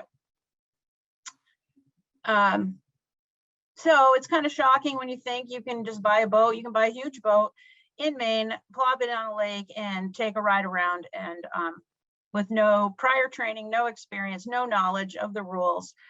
You can just, I mean, you're asked to know the rules, but no assurance that you know the rules. So, you know, it really begs the question, you know, would you want to be a driver on a road with people who don't know the rules? I think most of us would answer that no. And I think, you know, common sense tells us the same thing should apply to our waterways. These boats are big, they're getting bigger, they go fast, and you really need some skills. And I thought about adding, you know, I don't know how many people out there follow Facebook or Instagram, but those reels always come up, and you know, I'm always entertained by like the boat crashing through some inexperienced boater, you know, mowing down dock after dock at a marina because they don't know what they're doing. And if only I'd had time to dig up one of those, but you've probably seen some of those. So it's sort of common sense that we act on this. So, you know, one of the arguments is that it's just the crazy kids out there. The kids who don't know what they're doing. I've been boating for 40 years, so I know what I'm doing, but that's not really the case. So this is the total number of vessels involved in accidents for the last 10 years in Maine. And you can see, you know, the 35 plus crowd is really the source of most of the accidents. Now, granted, it's also the major ownership or registration category. So as a percentage, it might not be the highest, but in sheer numbers, you know, it's not the teenagers causing the problems. And I think of it as numbers being more valuable than percentages, because these are the actual impacts that our warden service is dealing with, our insurance companies are dealing with, or that, you know, that are affecting people. But you know, we can have it both ways. We can have safe and responsible boating where people and wildlife are safe, where water qualities impacts are reduced, where shoreline and personal property is protected. And most importantly, probably for this group, is we can keep lakes safe from invasive species and reduce risks. And so mandatory boater education is one of the ways that Maine Lakes and many others in this group today would like to see advanced in Maine. So just to give you a the perspective of where we are on voter education. Mandatory voter education, this is just a map of all the states, and you can see there's lots of different codes. So Maine is one of the two yellow states there where we have we have mandatory voter education for personal watercraft, but only for youth using personal watercraft. You can see there's 4 states there that are gray that have no rules. And you can see the vast majority of states have in place some type of mandatory voter education. Sometimes that includes everyone, like New York, in Pennsylvania. Sometimes that includes, you know, all powerboat operators, including New Hampshire. I mean, come on, New Hampshire's, you know, the free state, and even New Hampshire has recognized the value of mandatory voter education. So that's kind of the big picture for the US. And we know it works. States with mandatory voter education requirements have lower accident rates, they have lower fatality rates. And to illustrate this, there's other statistics, but I didn't want to take too much more time of your time today. But 2020 Coast Guard report showed that 77% of deaths on boats were with operators who had not received a nationally approved boating safety education certificate, compared to 12%. So if you were going to choose which boat to go on, I assume you, like me, would choose somebody to have an operator who had taken a nationally approved boating safety education course. And so really the key is just getting boaters to know the rules of the road, rules of the water, pardon me. So this session, we had LD 1663 introduced into the legislature. It was an act to improve boating safety on Maine waters. It was sponsored by Representative Jessica Fay. She'd been thinking about this for many years. She has another term. You know, she's going to run for one more term. She had thought this would be her 4th term mark that she would make. But she decided to do it in her 3rd term because she thought it was so important. She was hearing so much from people around lakes about boaters and boater safety issues. So lots of ups and downs through the session. It was actually introduced last year and then got carried over. There was a lot of drama. There was a lot of improvements, and then a lot of amendments floated around. But what ended up passing, and it's waiting for the governor's signature. It's passed through both the House and Senate. It has had gone through both bodies twice, which is the process. So beginning on January, sorry, you know, you have a delivery scheduled for a Wednesday, and what are the chances that they call in your 10 minutes of time? They're just gonna have to wait.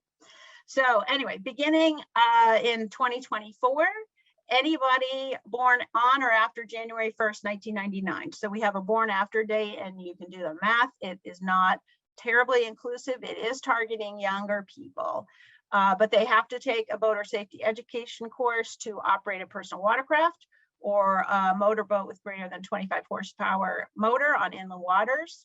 And then if they're 12 years or older, and then if they're 16 years or older, they have to also take it in order to supervise a younger person on a smaller motorboat.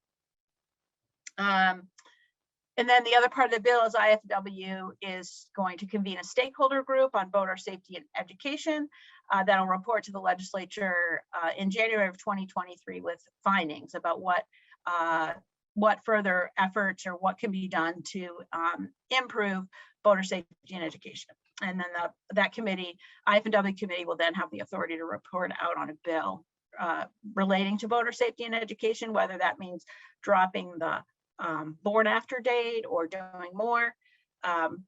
We're not sure what'll come out, but I'm really looking forward and hoping we get to participate in that committee. So I'll just quickly run through the opposition, just because it's kind of fun to look at the opposition. So age and accessibility was a question, you know, and I know, and I hope people have a sense of humor. I'm not making fun of anyone. I just thought this meme was good. You know, there was the argument that older people can't handle technology, can't get online, and that they don't cause older people, you know, why why include everybody if they're, they've operated boats? And there were, people said, I've operated a boat for 40 years. I know what I'm doing, and I'm not taking a class to tell me otherwise. So,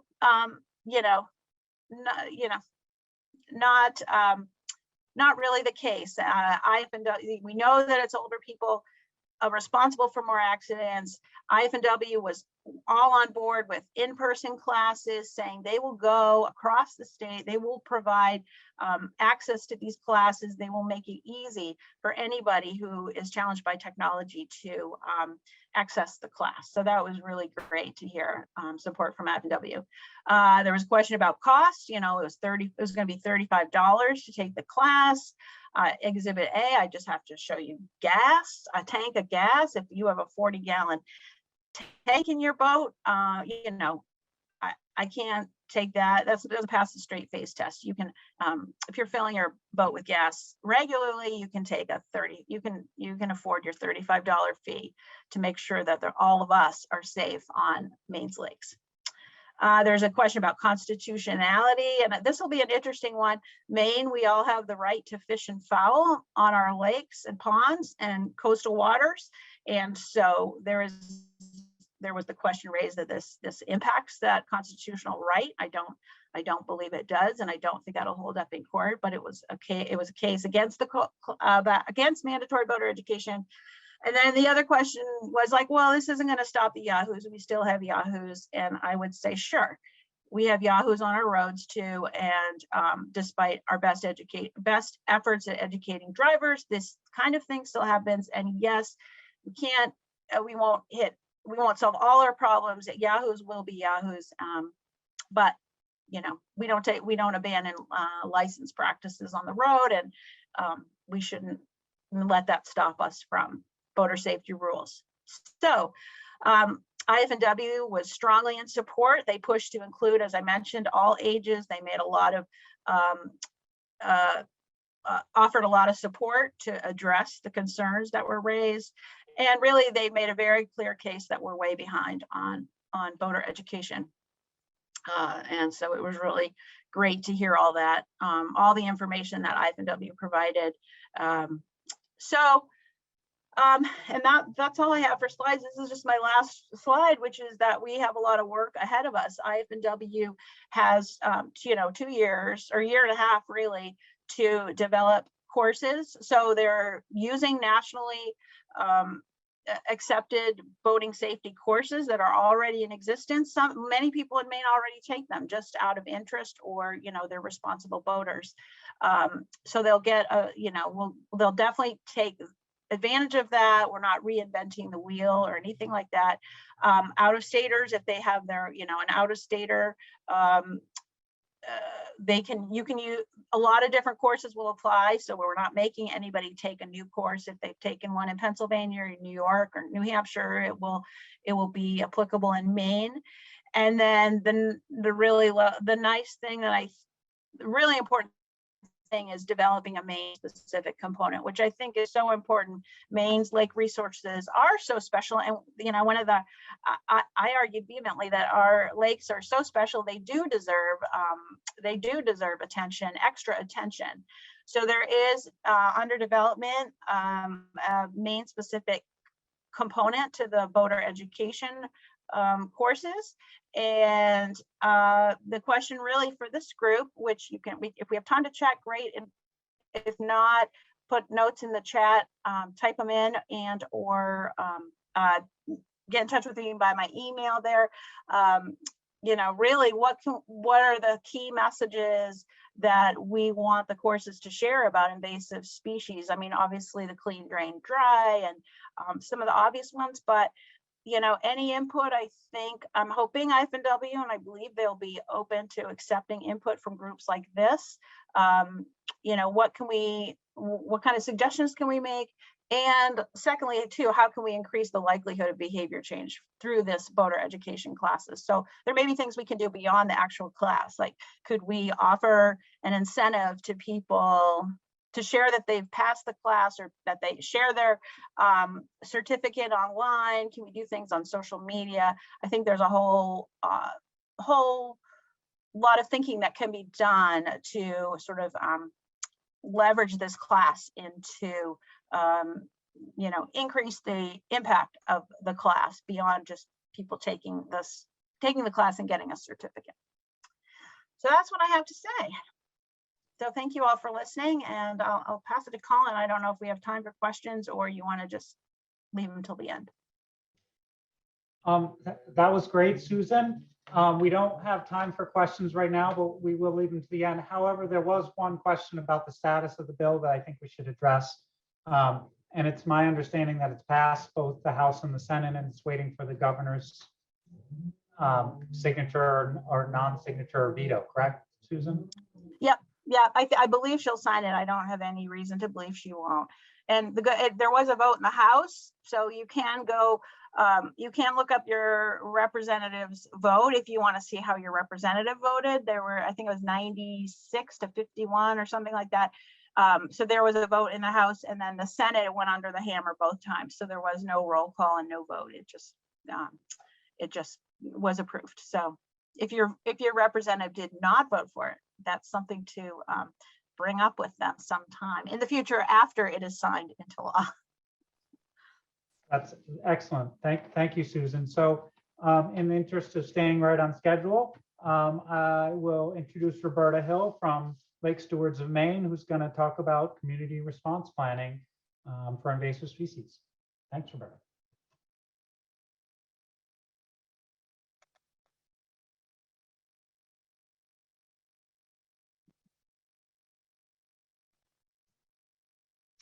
We don't hear you, Roberta. Sorry about that. Hi, everyone. My name is Roberta Hill. I'm the Director of Climate Change and Invasive Species Programming for the Lake Stewards of Maine. It's really nice to see you all here. So many friends and colleagues and folks that I love to work with on this call. And it's been a great summit. So thank you, Colin and Mary, especially for pulling this all together. I was going to use my 20 minutes, so I might go a few minutes over, getting a late start. So hopefully some of you can just stay on an extra few minutes. If not, certainly understand if you need to go. My talk is more on community resilience. I've been really interested in what the response to the threat of invasive species in a community does with respect to existing community resilience and how it helps community resilience to grow. So I'm going to look at that, and I'm going to do it through a case study, which is a project that we've been very involved with, as John mentioned, and that's the Big Lake response. And there's one person on this call, or he was earlier, who knows exactly where I took this picture. And so hi, how you doing, Bill? So the threat, as John mentioned, was variable water milfoil, identified first in Big Lake at the very end of the season, as many new infestations are, oddly, right at the end of the season, 2019. And as John also mentioned, it is kind of the outlier with regard to the spatial grouping of invasives in the state. It's by far the most northerly and most easterly infestation that we know of in Maine. And so I wanted to think about how resilience kind of enters into this response. And looking just simply at the dictionary definition of resilience, which is the ability of people or things to recover quickly after a shock or injury. And ecologically speaking, it's the capacity of an organism or an ecosystem to ward off, tolerate, or recover from disturbances without collapsing into a completely different state. So an invasion is certainly a disruption, an invasive. There are other disruptions that are coming our way and are already here with regard to the changing climate. And invasives are one of those that will be increasingly climate-driven shocks to our lake ecosystems. But this was the shock to this system, not only the ecosystem, but those that live in the community that surround the lake who are committed to protecting it. And so I want to look carefully at the response and just see what we can learn from that that might be applicable and also already apply to your community where you're doing this work as well. So one thing I want to start off by saying is that the Big Lake community was really at an advantage from the start compared to some of the rest of you who have started dealing with infestations decades ago, when our programming in Maine, our funding in Maine was not what it is now. It's not as robust. So as soon as the plant was found, and this was the fellow who found it, his name is Brad Richard. He's a warden, Maine game warden. He lives on Big Lake or has a family place on Big Lake and noticed a plant he'd never seen before, collected a sample, sent it to this fellow up here in the upper right. That's Joe Masante. Joe Masante is with the environmental department for the Passamaquoddy tribe at Indian Township. He recognized it as highly suspicious, sent it down to us. And Brad had even collected a stem that had the flower stalk on it. So there was no question what he had. We still have the DNA done. And within a very short time, the DEP, Joe, Brad, we were all out there trying to determine the extent of spread. And I'll show you a map in a bit, but it was mostly confined to the southeastern portion of the lake, an area called Clifford Bay, but it was quite extensive in Clifford Bay. Another thing the Big Lake community had going for it with regard to kind of built-in resilience was that statewide, we now have 2 decades of just tremendous management experience and a lot of innovation that's happened right here in the state of Maine in response to the threat of aquatic invaders. So many of you have done the work that now can be applied and utilized in that community. So that is some built-in resilience. And we have some good news under our belts. So we have all of these cases, all of these water bodies that have now been taken off the infested list. As has already been mentioned, eradication is possible and it is being done after a lot of hard work here in Maine. So that's also gives a community kind of the hope that yes, they can possibly really win this battle over time. I want to say something about those cases in which eradication was possible is that in almost every case, early detection and dedicated volunteer effort have been really keys to the success. Another thing they had going for them is that we've been doing this work for a long time, and we've now trained over 4,000 people across the state to be alert for and actually to go out actively hunt in a methodical way for invasive aquatic plants, especially, but other aquatic invaders as well. And some of those trained invasive plant patrollers, many of whom are on this call today, are willing and able to help survey waters in other parts of the state. So they're ready to heed the call when there's a need for a survey, an immediate baseline survey to determine the extent of spread of an infestation. And of course, there's the courtesy boat inspection program that was there, ready to fund a courtesy boat inspector in the Big Lake area, ready to help provide the training and support that's needed to make that program happen. So that's another really built-in resilience that they had going for them. One thing I've learned through dealing with communities who are have to come to grips with the new knowledge of an aquatic invader in their midst is that people, all of us, and I would expect everyone on this call would consider yourself to be a lake steward, a steward of our lakes. We're not only cultivating resilience on our lakes by the work that we do, but in our lake communities as well. And those are both very important. This picture was taken on Androscoggin Lake 2 years ago, I believe 2 years ago, in response to a variable milfoil being found on that lake as well. So to kind of analyze this in a more methodical way, I looked into the research that's been done on resilient communities, and I found a very nice framework done by the folks at Post Carbon Institute. And again, they're mostly concerned with climate change, resilience, communities facing the changes that are coming about due to climate change, but it's very applicable. And again, as I mentioned before, aquatic invaders are increasingly going to be climate driven. So they put together this list of 6 what they call foundations of community resilience that are often present when a community is considered to be quite resilient.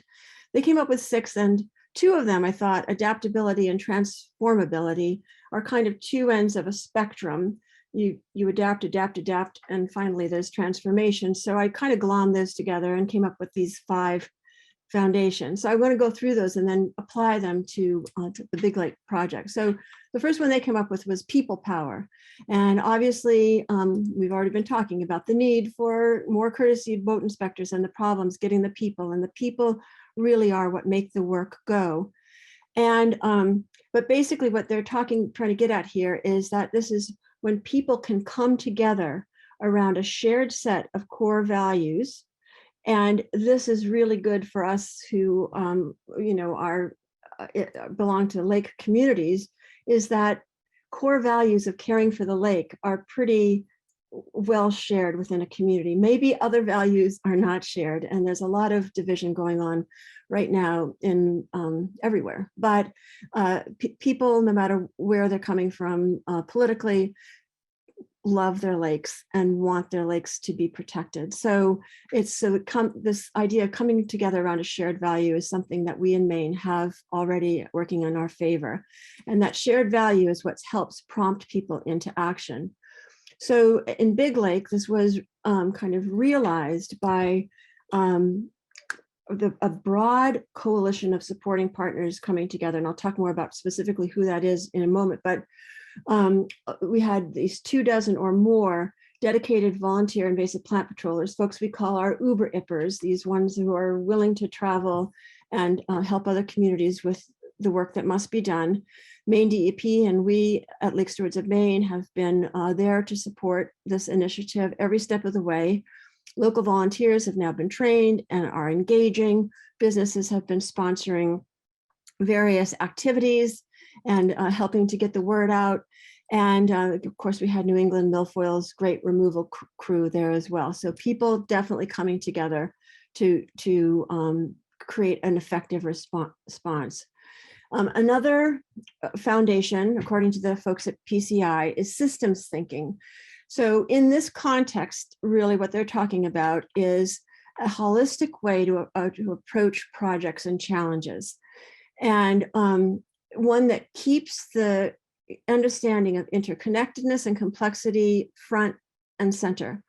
And this is really important. Francis has already touched upon it with his mention of the stakeholder groups, as did Representative Hassenfuss.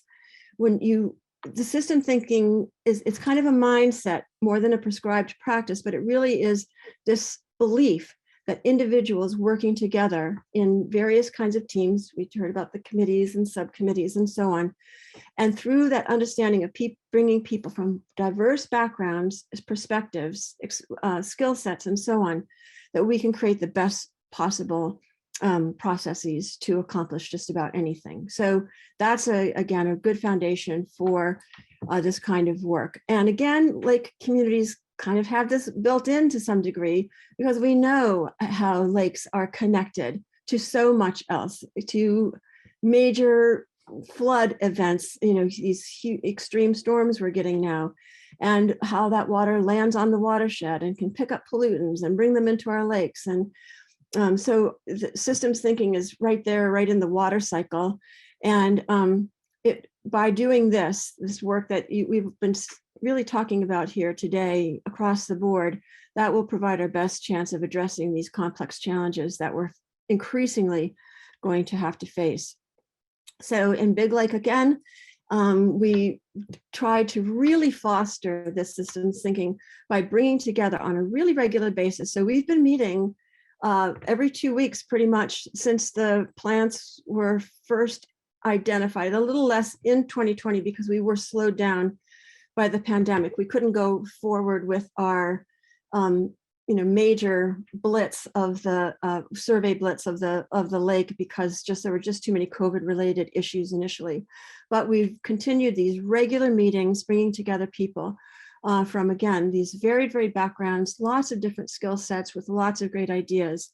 And even though we have come from these different backgrounds, these regular meetings help us remind us of our common ground and that shared core value of protecting our lakes. So that's been really important.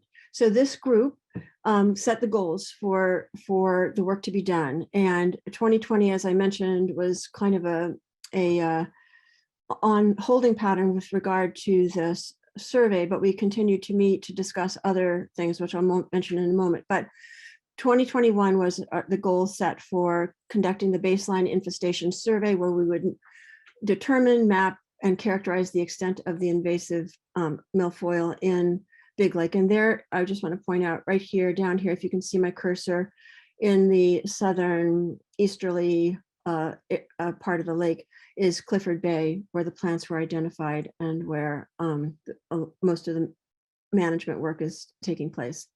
But besides just doing that, for the management to happen, there were a lot of other objectives that came together through working with this group as well. And again, this is kind of contributes to that holistic approach to the problem, that system thinking approach. So we wanted to engage the local community to the greatest extent possible in the survey effort, which meant we needed to provide training and outreach and informational meetings and so on, all of which we have done. We wanted to develop some pilot strategies for ensuring long-term prevention, monitoring, and early detection, because it's kind of a unique area. It's not quite like Southern Maine, where there's a larger population, well-established lake associations, all of these kind of infrastructure things that help to build a invasive plant patrol team. So we knew we had to come up with some kind of creative strategies for trying to pull together that constant vigilance on the lake. We wanted to document what we were doing so that we could share that with other people in the greater region. All of Northern Maine has been put on a wake-up call here, and we wanted to have materials to share with these communities. Of course, COVID played a role, so we had to continue to deal with that. That was added another layer of complexity. And then we did a native plant bonus inventory while we're at it, to the degree that was feasible and practical, and that was just a bonus. So we had these folks who had said that they were willing to go, and these are, we call them our Uber Ippers, IPPers, invasive plant patrollers. And many of this group have been together since 2008, when we first started a project of this kind on Moosehead Lake to determine if there was any aquatic invaders here, have stayed with us through our work on Acadia. Many of them are on the call today, but they are, I want to just kind of point out a couple things here. One, you can kind of see a demographic here.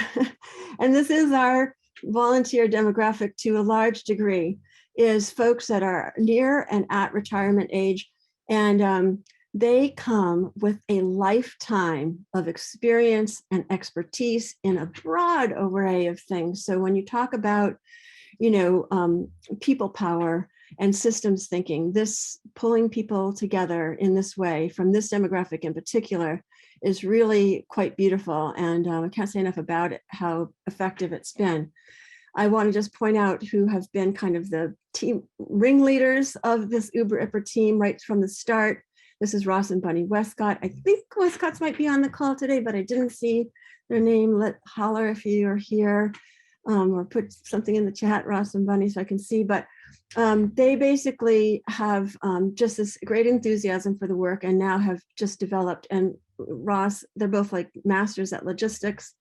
And this is an example of just one of the projects that they worked on associated with this Big Lake project, is they literally put hundreds and hundreds of hours into creating really detailed depth maps where Ross brought together layers from satellite imagery and all the depth information he could get from any depth maps that were out there to put together his clearest picture of what we were looking at with regard to water up to 10 feet and water up to 20 feet. So we would know the areas that might potentially harbor variable milfoil, and then to sectorize the map. And then each region, Big Lake so large, he created regions and then sectors within each region. And this would help us to organize the survey in a very methodical way. And again, this is just unbelievable work. And this is just a detailed map of one of the, each sector, or excuse me, each region had its own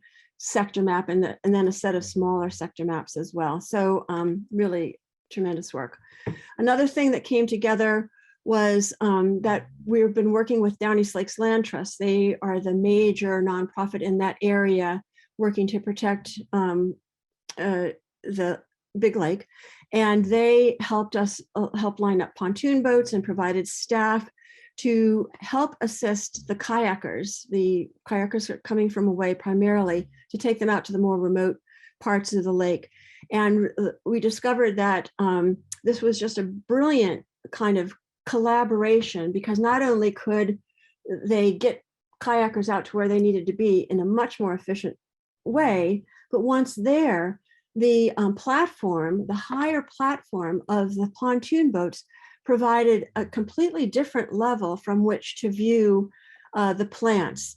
So there was like a very nice combination. Then we actually had some surveyors that were participating snorkeling in the water. So we had really, really good coverage as a result of this collaboration. So the next foundation that is mentioned in that study is adaptability. And again, I added that transformability, because they are pretty much an evolutionary process. Maybe not over time. Sometimes you can jump right to transformation if the shock is great enough. But basically adaptation, meaning just being able to make adjustments in order to improve chances of survival, improve the chances that things can remain as they have been. And this is just, I couldn't resist. It's not a lake creature, though I kind of wish it was. But this is a marine seahorse type creature who has adapted to hiding amongst the seaweed, and just a brilliant example of adaptation. And then transformation is a complete systemic change and the emergence of even a new identity. And good example of transformation always is the metamorphosis. And so again, applying it back to Big Lake, people-powered systems thinking approach helps to strengthen communications. We found this very much from our regular meetings. The sense of kinship, we joke around with each other. We have friendships have developed a lot. It helps knowledge sharing and trust, and it really promotes creativity and innovation. When people feel really embraced as part of a community, a lot of creative ideas come to the fore. Also, these attributes that develop in a people-powered systems thinking approach allow the community to more effectively adapt to both challenges and new opportunities as they arise. And we've seen that time and again in this project. And these kinds of things will continue on probably in ways that we can't even imagine in this community. And over time, or in times of greater urgency, as I've mentioned, adaptive responses can become transformative. And as an example of transformation in the community around this response, and I have to really thank the Down East Lakes Land Trust for doing the lion's share of the work in pulling together this coalition. But the Big Lake Coalition is comprised of very diverse stakeholders, people who have a lot of disagreement over certain aspects of lake management, for example. But around this issue, they have come together to support this project. And so this kind of collaboration between groups that may not typically come together around an issue has the ability to actually transform things in the community. So that's just, I think, a good example of that. Sustainability is next, the next pillar. And basically this one is just kind of something that we should all be thinking about in all the work that we're doing. And that is that sustainability, this is a great definition that I found online from the UN Brundtland Commission on Sustainability. But basically it's meeting the needs of the present without compromising the ability of future generations to meet their needs. So basically it's bringing future generations to the decision-making table. When we're there making decisions about what we're going to do, we need to make sure that whatever we're choosing to do will be not compromise the ability of our children, and their children beyond to also enjoy the same privileges that we have to enjoy our lakes. So that's just kind of an overarching goal that comes together, I think, around these kinds of projects. And then courage. This one has been so tremendously evident in this project. Courage being the ability and willingness to do something that you know is going to be difficult and challenging. And I've picked out Lucy Leaf. She is an invasive plant patroller on Toddy Pond, though she is part of the Uber IPPER team and has done many, many surveys across the state. But when 2020 kind of shut us down with regard to the survey, Lucy, who is a veteran solo adventurer, decided to take off on her own. She'd be safe, COVID safe. She'd stay clear of the community, and she would go out on the water and she would start looking for milfoil. And that takes a lot of courage. So courage are the kinds of things that it builds community resilience in the face of serious environmental threats, such as climate change, native species displacements, and so on. These are going to be very challenging things, and we're going to need courage to deal with it. Cultivating courage in individuals and a community as a whole will be increasingly important in that world. And I've noticed that courage begets courage. In many lake communities, there's one spark plug that kind of gets things going, gets concerned, decides there needs to be something to be done, steps out, and kind of takes the bull by the horns. That takes a lot of courage to do that. But that kind of courage can inspire others in the community to come forward courageously as well. So, and frankly, it takes courage for people to collaborate. As I said before, we don't always agree on everything across the board. And it takes a lot of courage to, sometimes things don't go right. Sometimes things don't go as we expected them to go, but it takes courage to kind of, if we fail in one regard, to pick up and just keep going and keep moving forward. This is a picture of Bob French, another veteran of our Uber IPPER team. And he's kind of exemplifying to me like the courage it took for the Uber IPPERs to leave their home during a pandemic and go into a strange community, spend hours and hours, long days out on an unfamiliar lake that had plenty of navigational hazards, and do this work. Bob, diving in very murky water at the end of the season in order to place buoys around a newly identified patch takes a lot of courage. The community that housed the volunteers, folks that took into a tight-knit community, strangers from away, and then baked them muffins and did all kinds of wonderful things for us and opened up their homes to us. That takes a lot of courage. So I can't stress this enough, that that's an important element. So we've made a tremendous progress to date. Look at that, like that lake was had never had a survey prior to 2021. We stayed clear of Clifford Bay because that's where the major part of the infestation is while they were doing the control work. But all of these areas were surveyed by the team. And Lucy Leaf, some of them twice because of Lucy's work as well. And I should mention Ross and Bunny also did a solo trip up to the area. I forgot to mention that. And while we were trying to determine extent of spread and surveyors were finding new patches, outliers beyond Clifford Bay, there was a very concerted milfoil removal effort, as I mentioned before, Cliff Cabral and New England milfoil. And a lot of milfoil was removed from Clifford Bay. It's still got a long way to go there, but the smaller patches have a good chance of being eliminated, and we're just going to keep a close eye on those. So the work to build this resilience in the Big Lake community continues. This year, we're planning with the help of the team, most of whom are coming right back again this year, to extend the level 3 survey out. Big Lake's down in the lower left-hand corner, but this is the flowage that goes, it's the east branch of the St. Croix River, basically. And this is an enormous flooded area, shallow, lots of plants. It's going to be a big project. And so we're going to continue on in that direction. Any of you on this call who want to take part It's actually really fun work, if I have to say so myself, even though it's very serious work.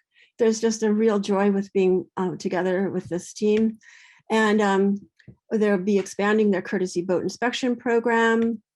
And we're just continuing on with all kinds of public outreach. We're going to be doing more workshops in the area this year. We've got some different kinds of posters and things that we're going to be pasting around to continue to engage the locals in this work. And one thing I'm super excited about is that we've already kind of started this process. We're going to have a training for the guides out on Big Lake. They're going to arrive by lake, in many of them in their Grand Lakers, their big, huge canoes.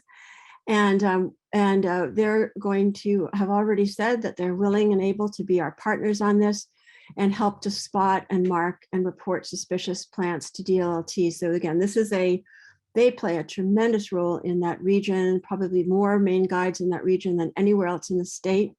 And so that is going to be a tremendous boon. We're actually even developing this idea of an ecotourism project where, and we've actually did a mini pilot on that was very successful. People who are related to or friends with our existing IPPers who would wish to come and visit their friends, and as part of their vacation with their friends, come to Big Lake and be taken out by guides to learn how to do this work and actually conduct surveys as part of this ongoing effort. And that's it. I hope I didn't go too far over my time.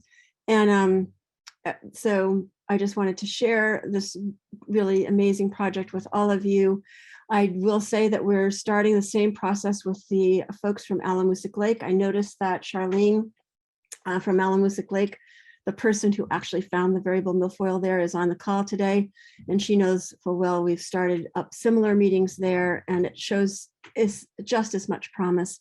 So that's it. I'm going to stop sharing and hand it back over to our hosts. Thank you, Roberta. That was great.